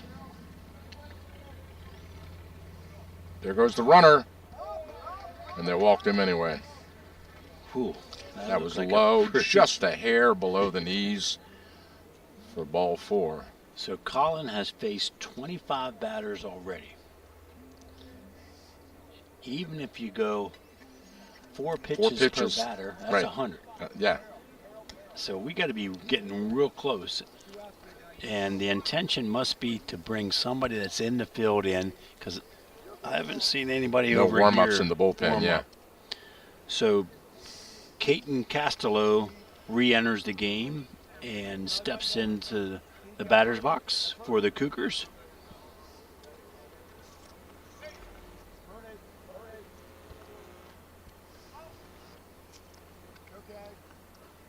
That's Farrell. That's number 3, Caton Castello. I've got 3 as Farrell. No, that's 22. My bad. Okay, 3 is Castello. You're right. Yeah, Farrell just walked. Yeah. So, quickly, 2 balls to Caton.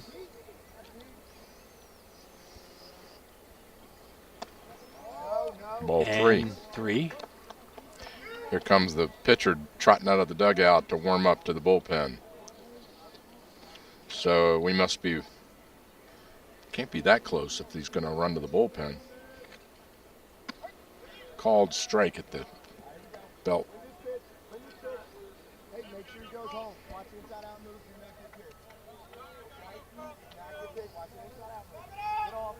He doesn't seem to be in a big hurry. Little chopper to the short. He cast a glove it, throw to first. They got him.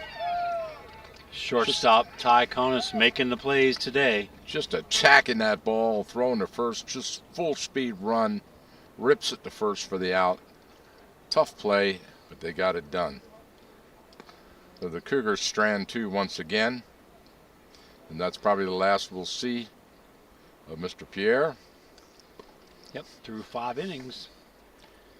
Then we move to the top of the 6th with Brunswick coming to the plate after this.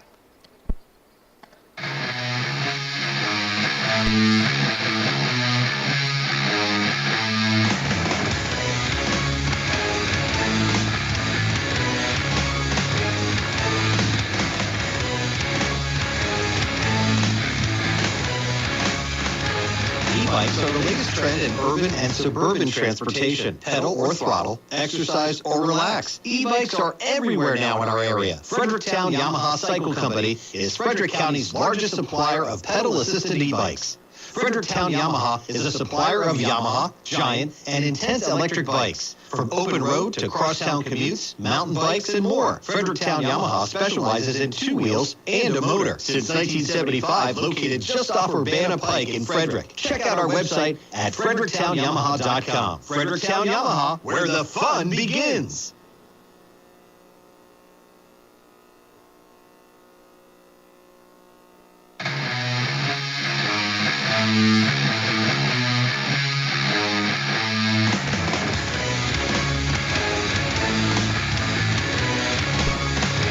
All right, we're back at Catoctin High School. We move to the top of the 6th.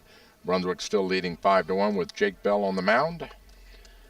Yep, Jake in his 3rd inning of work in relief of starter Gavin Watkins.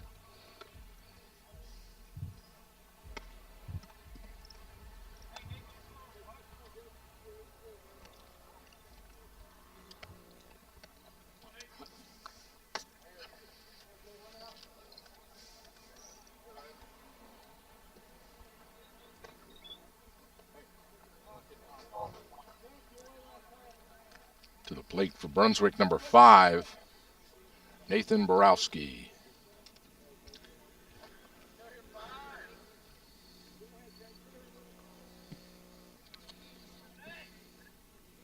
Oh, we hit him. Hit by a pitch. Right at the number 5 in the back. Nathan on for the 2nd time this afternoon, once with a base hit. This time hit by a pitch.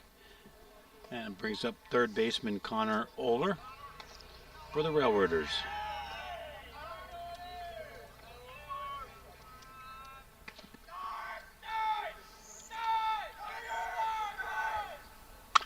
Oler rips one to 3rd base. Castello knocks it down, and he throws it into the dugout. That's the 2nd time he's done that this game. Just overthrowing to his intended base.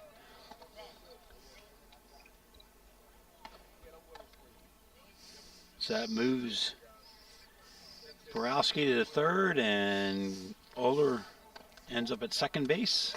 So Green did something interesting. He just went over and put his arm around Castello and encouraged him. Good teammate.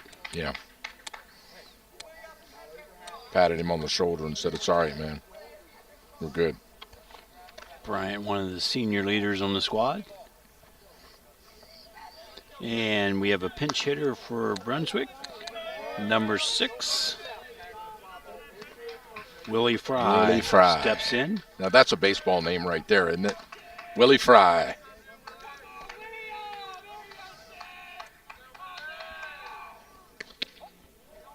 Called strike at the belt.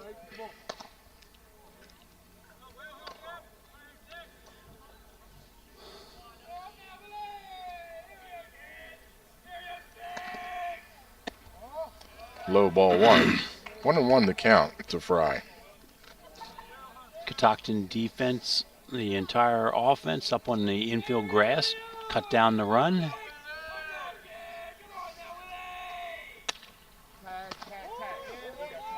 Little looper to center field. There's the tag, the throw home. It's cut off. The run scores. So a sac fly, RBI to center field for Fry. And that's what you want your pinch hitter to do. That's exactly right. Picks up an RBI off the bench. I gotta have this run. Let's go. Garrett Worth now playing center field for the Cougars makes that play.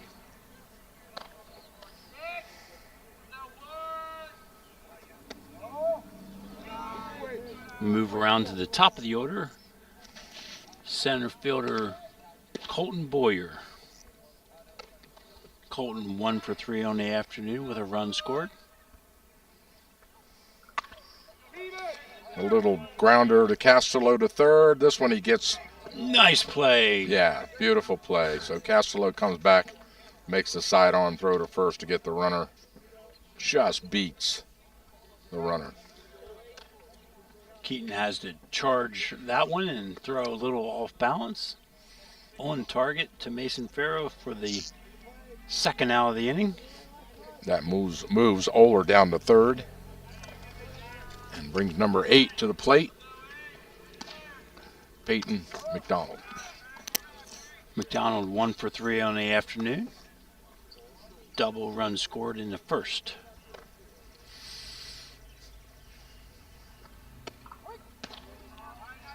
Nice spot there by Jake Bell. That fastball down Right at the his knees.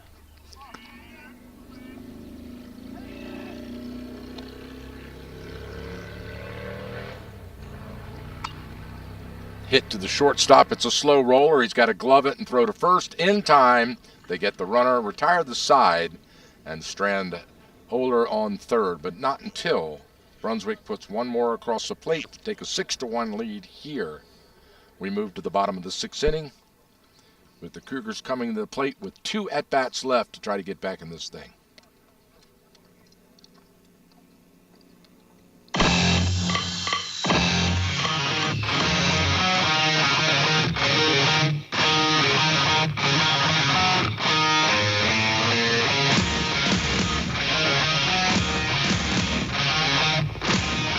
Thurmont Country Kitchen, conveniently located on Water Street in downtown Thurmont. It's just like home, only they do the dishes.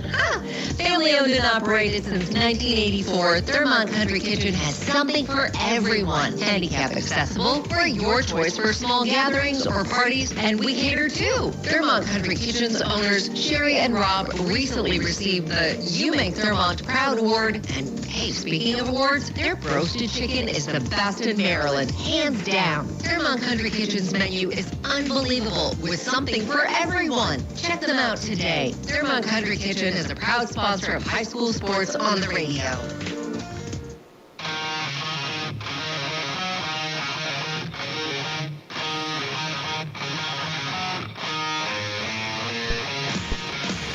All right, surprisingly, Colin Pierre back out on the mound. Yeah, I could kick myself for not counting pitches on my own. Well, obviously he's close because they got a guy still warming up in the dugout behind us. So, but actually, they have now 2 young men warming up in the bullpen for the Rotors. I mean, in the bullpen. I say in the dugout. You don't warm up in the dugout. It's a dangerous thing to do. Okay. All right. Center fielder Ethan Georgioff looks to get things started for the Cougars. Called strike. Fastball right down the middle.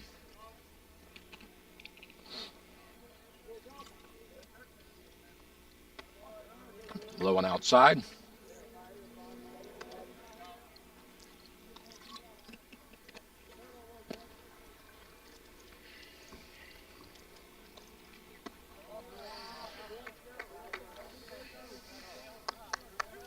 Ball 2 low. 2-1 the count. Leadoff batter Georgioff. Batting left-handed. Steps in and taps that plate. Pierre delivers. Chop foul.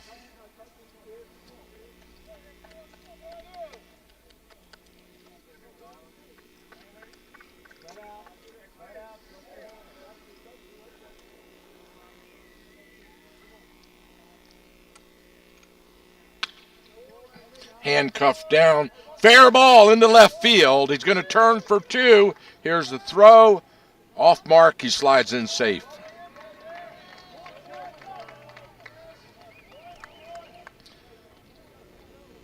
Just took that ball as a left-handed hitter and flipped it up over the third baseman's head. 5 feet inside the third base line. Legs out, double to get things started for the Cougars. We roll around to the top of the order. Bryant Green steps in. Greeny takes a big cut. Strike one. Bryant recorded a double his last at bat.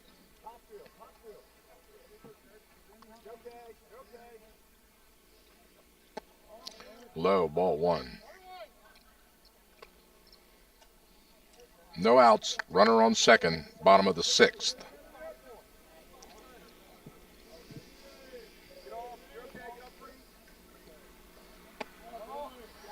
Ball two.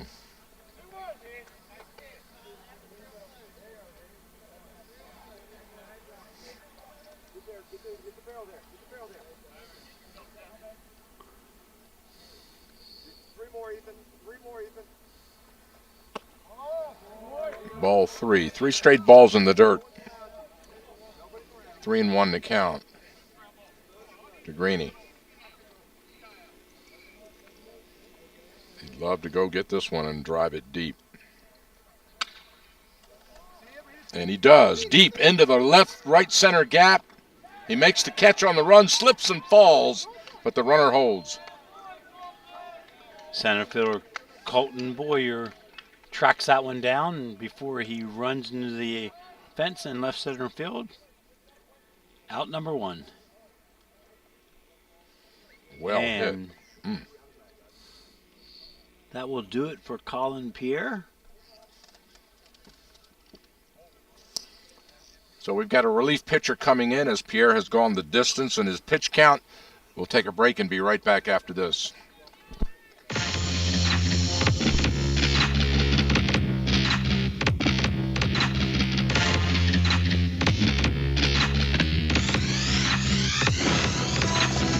Good afternoon, this is Will Harris.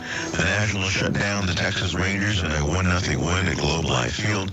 Washington starter Trevor Williams improved to 3-0 after tossing 5 scoreless innings. Relievers Derek Law, Dylan Floro, Hunter Harvey, and Kyle Finnegan allowed 1 combined hit through the game's final 4 frames. Finnegan notched his 10th save of the season after striking out the side in the bottom of the ninth. Alex Call drove in the game's lone run as the Nats improved to 15-15.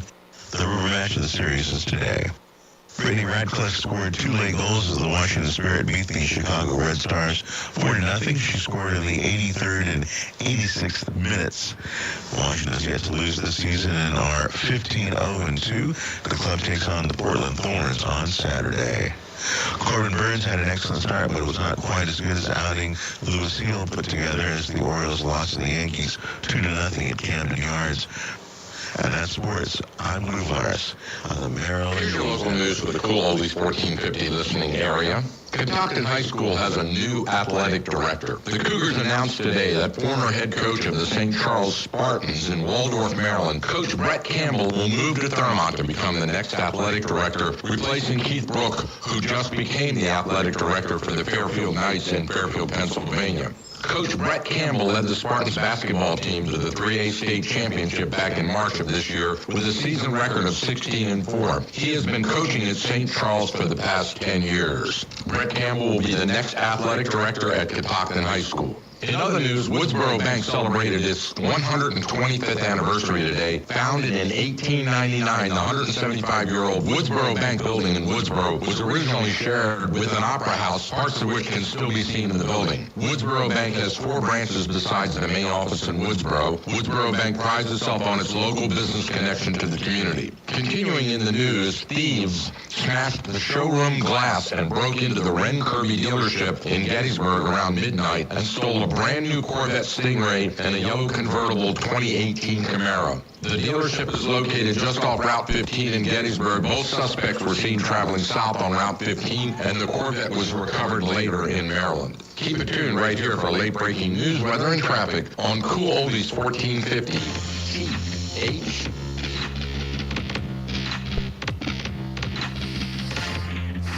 All right, we are back here live, Stockton High School. First pitch from reliever Jeremy Bell to DJ Shipton, and he popped it up over first base. First baseman Connor Mulaney made the catch, carried the ball out of play, which advances the runner from second to third. So George Alls now on third base with 2 outs, and Garrett Worth rips the first pitch to right field.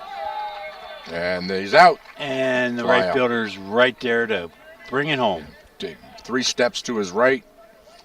An easy catch, looking right into the sun. And right fielder Peyton McDonald, third out. And we move to the top of the 7th.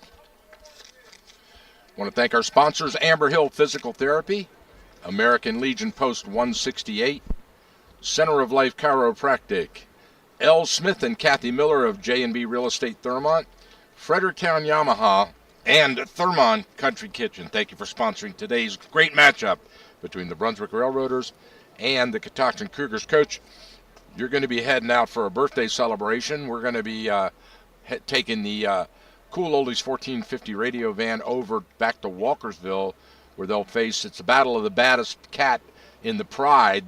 The 2 Lions face each other, the Liberty Lions from Sykesville and the Walkersville Lady Lions. We just watched Walkersville play an outstanding game yesterday. Had undefeated Boonesboro Warriors softball team on the ropes. Boonesboro came through late in the 6th and 7th inning to pull out the win. And I believe it sets up a rematch for the CMC Small School Championship on Tuesday, Next May 7th. Tuesday at Hood College? I do believe. The new Woodsboro Bank Arena. Well, Since it's we're playing outside of the outside, arena. Yeah, we're they're not playing really outside in the arena. I had to get that in there since they're my bank. You know. Yeah. Had to get that I in. did see that they the arena has changed sponsorships to Woodsboro Bank. So, but yeah, that should be a great game. Walkersville get back in the winning ledge tomorrow, hopefully prepare themselves for that big matchup with that undefeated Boonesboro Warriors softball team. 18-0, right? Or 17. It's now 17-0. 17-0. Yeah. Yep. Be careful when you're looking at Max Prep because they list the scrimmages. And sometimes they'll list the same team twice, Yeah. the same game twice, so you have to watch out what you're looking at. You're right. Yep. Anyway, so we All right. move top of the 7th. Yes, we do, with number 7 coming to the plate, Ty Kunis.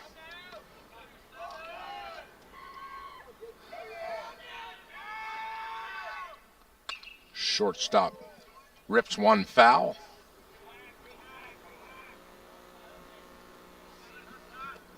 Jake Bell, 4th inning of relief work for the Cougars.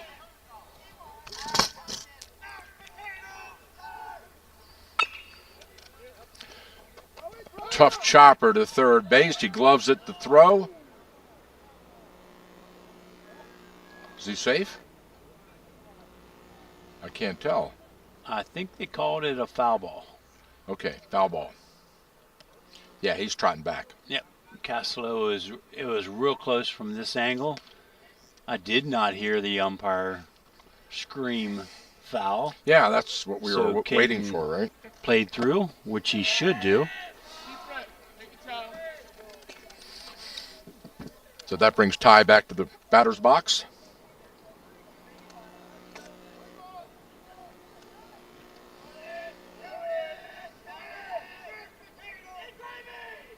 Swing and a miss. Got him. Struck him out. Sneaky fastball there by Jake Bell.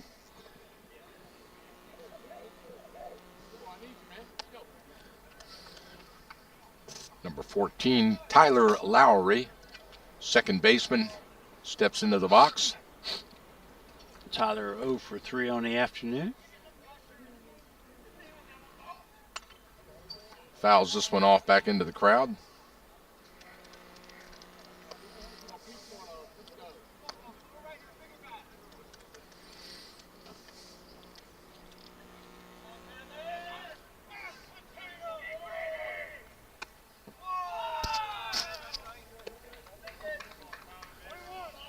To this point, Jake Bell in relief has not allowed a hit by the Rotors.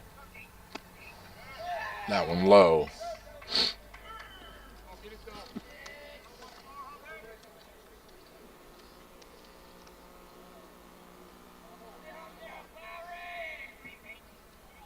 Oh, hit him. And that's his second hit. And it looks like that changeup, he gets a jumps out of his hand a little early in. Yeah, I don't know if it's a circle change where it's sitting back in his palm and he just doesn't get the release that he's used to. Mm-hmm. So Colin Pierre steps in. 2 for 3 in the afternoon is Colin. Fastball at the knees, called strike.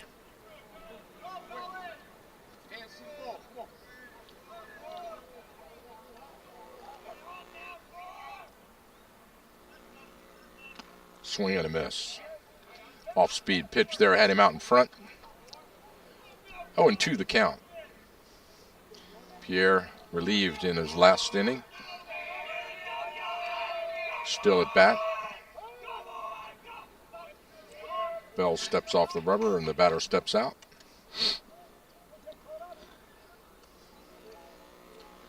Pierre back in.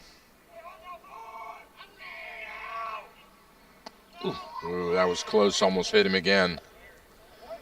Looks Colin. like that same pitch that hit Tyler in the previous bat. Instead of jumping out of the way, he turned into it. So, taking one for the team. Base hit, rips it into center field. A single for Colin Pierre in his last at bat in this game. What a game he's had. Yeah, great game at the plate and on the mound.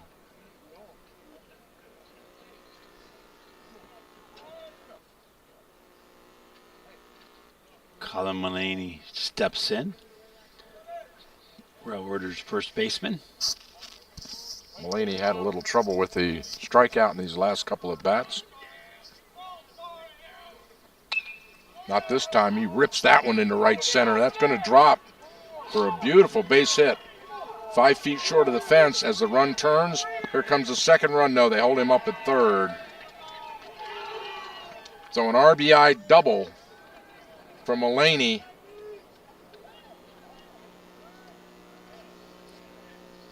Pushes Lowry across for run number 7 and moves Colin Pierre to third. And Mullaney in standing up with a double.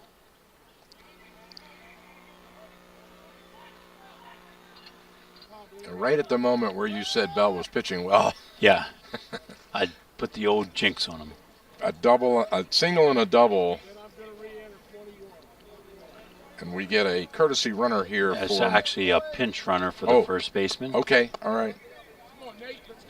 Number 15, Lincoln Smith, running at second base.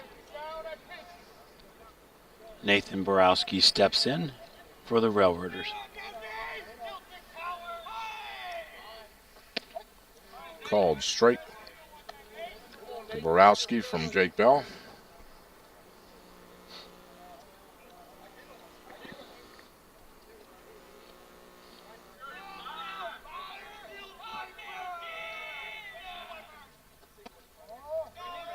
Ball outside. Shadows getting long here at the high school as the sun starts to slip over the mountains.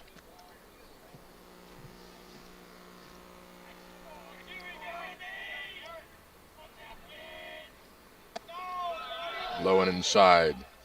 Got a chance to go out and do some fishing last night. Launched the kayak at about 8 o'clock. It was dark by 8:30. It was pitch black. Coming back from that Boonesboro game. Thought I had it. He fought that one off into the left center, well, and it too. drops right in the gap, and the run scores.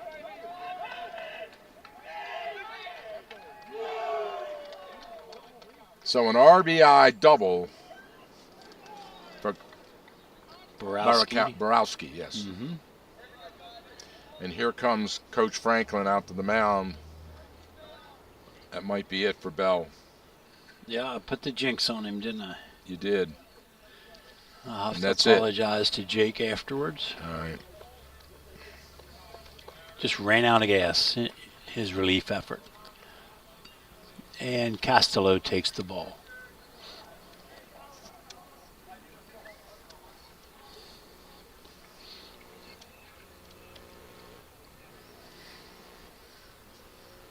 Three-run inning here in the top of the 7th. Brunswick leads at 8-1. We're going to be warming up the pitcher, Costello, so we'll step aside for a break while he warms up. We'll be right back.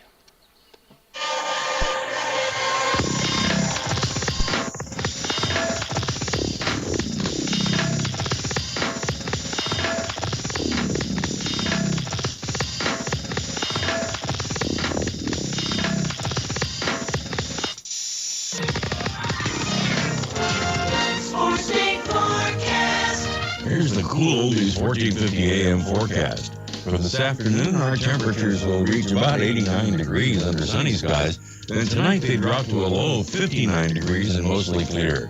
Friday, high of 82, mostly sunny once again. And Friday night, we can expect mostly cloudy skies and a low of 51. From the cool oldies 1450 AM Weather Center, I'm Steve Biddle. Dossier, President Biden addressing the nation this morning from the White House about violence has broken out at several college campuses across the country during pro-Palestinian protests. The president says demonstrators must be peaceful and obey the law. I understand people have strong feelings and deep convictions. In America, we respect the right and protect the right for them to express that. But it doesn't mean anything goes. The comment days after protesters broke into a building at Columbia University in New York, smashing windows and camping out in that building. Houston, Texas is experiencing torrential rain as areas near the San Jacinto River tackled flooding. Houston Mayor John Whitmire gives them updates. All right, we're back. Castelow's warmed up. Number 17 steps in to the box. That's Jeremy Bell, pinch hitting for the Railroaders. Runners on second and third, and Cockton has their infield in. Costello with that sidearm delivery, puts it in the dirt. Third pitcher in the rotation for this game for Cougars. Watkins started it out. Bell came in relief, and now Costello on the mound.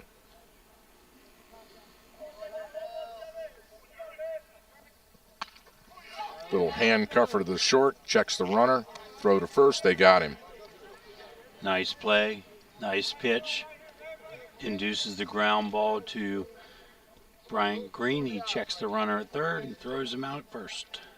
6-3, and that brings up Willie Fry for his second at bat of the game.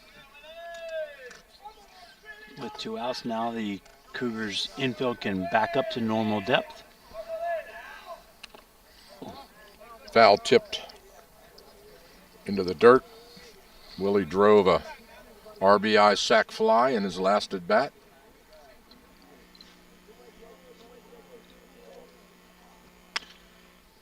Chopper foul to the glove of the shortstop, throw to first, and they retire the side.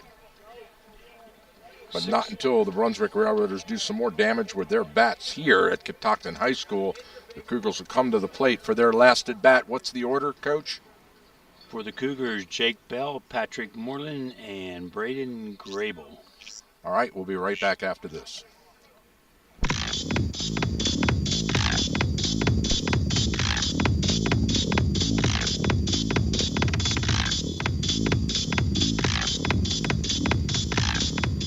On the go, on the radio, on your mobile device. Listen to cool classic oldies and great high school sports at WTHUradio.com.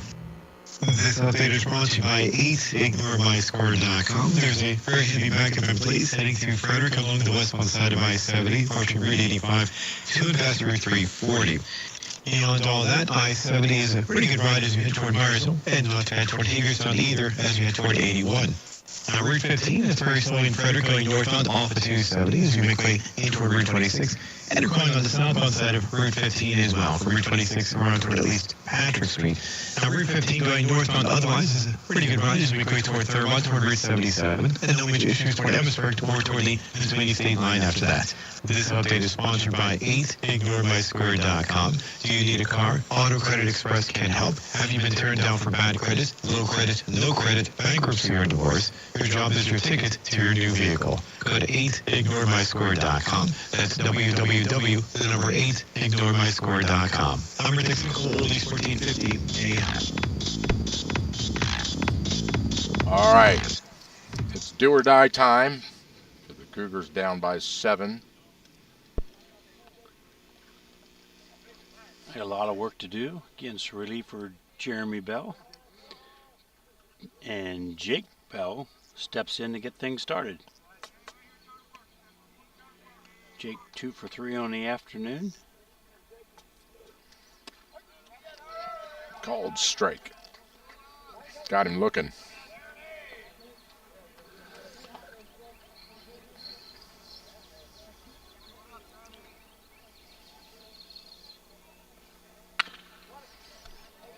Into left field, base hit for Jake Bell, leadoff batter. And that's just the chopper took a real high hop. It bounced way over the third baseman's head. It hit the dirt, like 10 feet out in front of the plate? Yeah. I mean, hit the grass. And then it just bounced way high up in the air in the left field. Hey, guys, gotta be in the dugout. Players gotta be in the dugout. You're getting warned about getting in the dugout.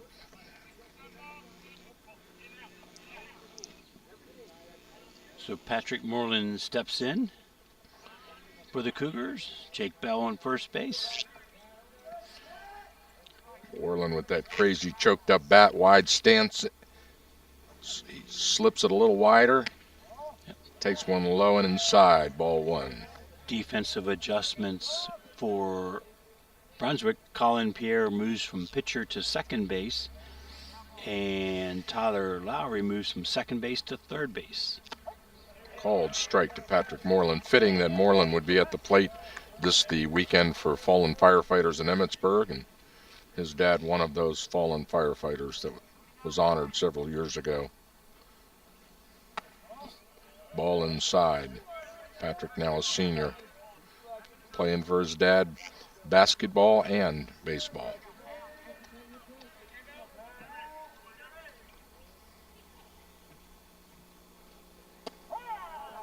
Ooh. Got him looking right at the knees. That was very close.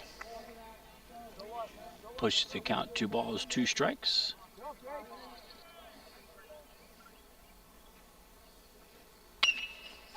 Slow roller to third. They get the force at second. Try to turn 2. They cannot. Quick turn, but good hustle by Moreland. Beats the throw. So Bell is out at second on the force.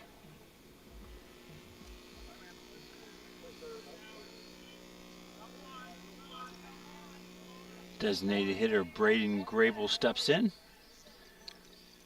Braden 1 for 2 on the afternoon with a walk and a strikeout. Called strike to Grable.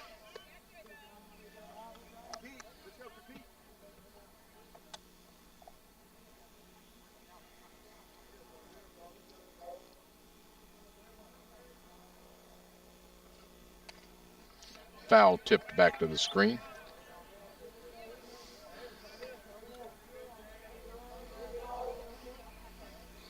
Jeremy going right after these hitters, which good job by that pitcher late in the game. Up comfortable lead. Make the batters earn their way on base.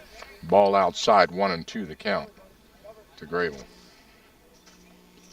One out, runner on first.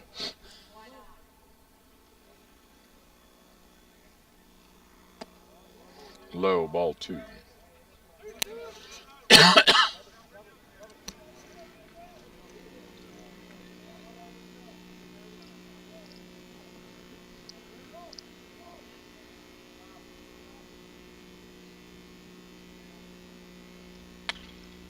Pulled foul down the third base line. Scatters the fans sitting in the shade down here on the left field line. They love that spot by that empty container down there. That they all get there and lawn chairs down there and have a little tailgate.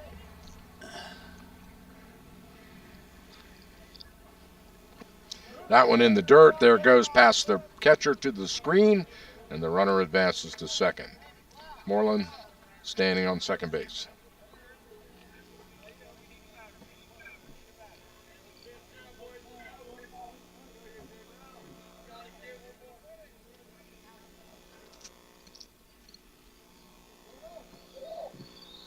Coach Dawson signals in the pitch to his catcher.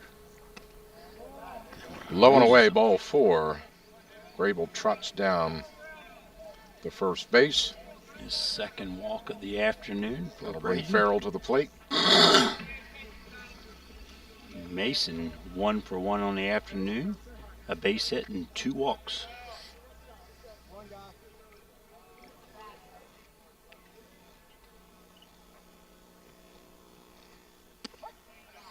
Called strike at the knees.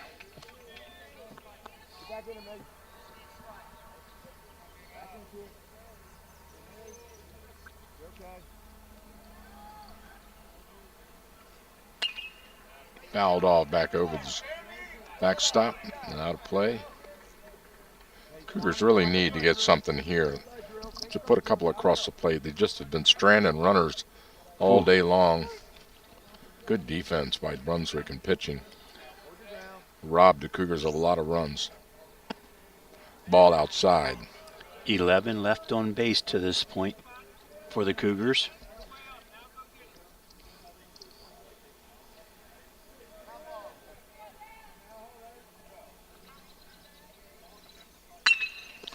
Whoa, base hit into left field, right down the third base line. The runner turns and goes home. The throw is cut off. A stand-up RBI double for Mr. Farrell. Check that. Farrell standing I'm on sorry. first. Yeah, you're right. It's Grable. Grable's on second, and Moreland scored. Yeah. That ball was hit so hard down the third base I thought it was a line. double. I was looking down the line and lost track of the runners. Yep. It was a single, RBI single. Yep. Caton Castello steps in. Caton 0 for 2 on the afternoon. Called strike. Off-speed pitch from number 17. Mason picks up his second RBI of the afternoon. Bell delivers and swing and a miss from Castello.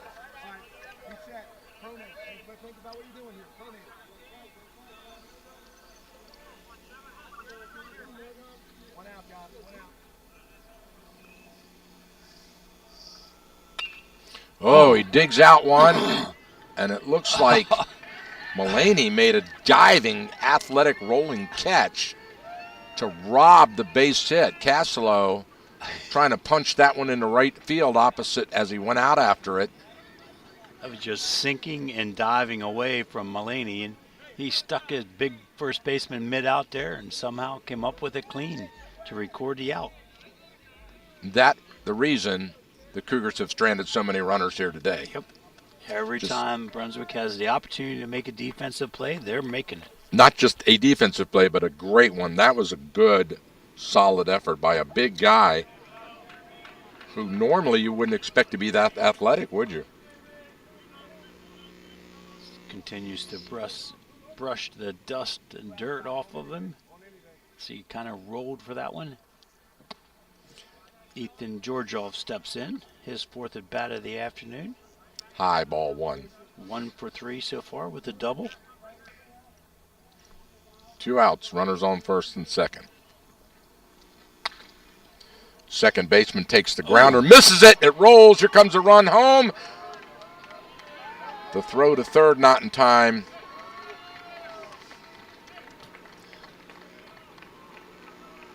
And Farrell slides in safe at third, so the RBI single. But the Cougars drives another one across the plate, and they put 3 up.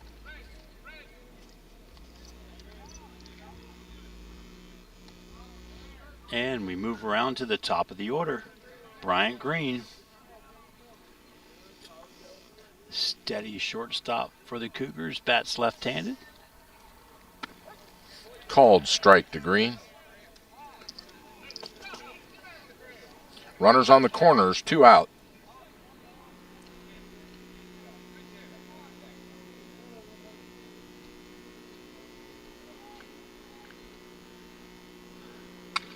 High fly ball to left field. The left fielder drifts to his right, makes the catch.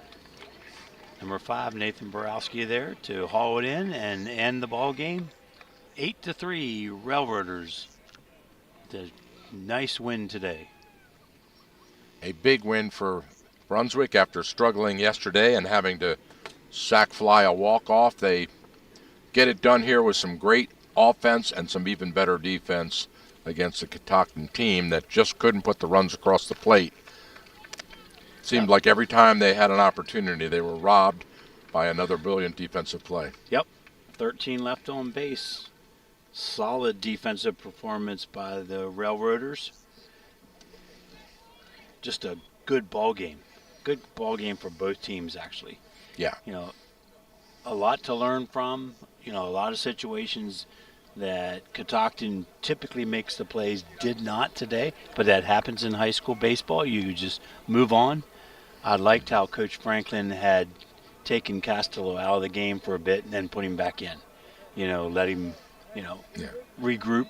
A couple of throwing errors to first, and they gave him a break and got him back in. But then his replacement made a bad throwing error too. So, third base, a tough day here for third baseman and the Catoctin team. Yep. That happens in high school baseball. You like to make the routine plays, but it doesn't always happen.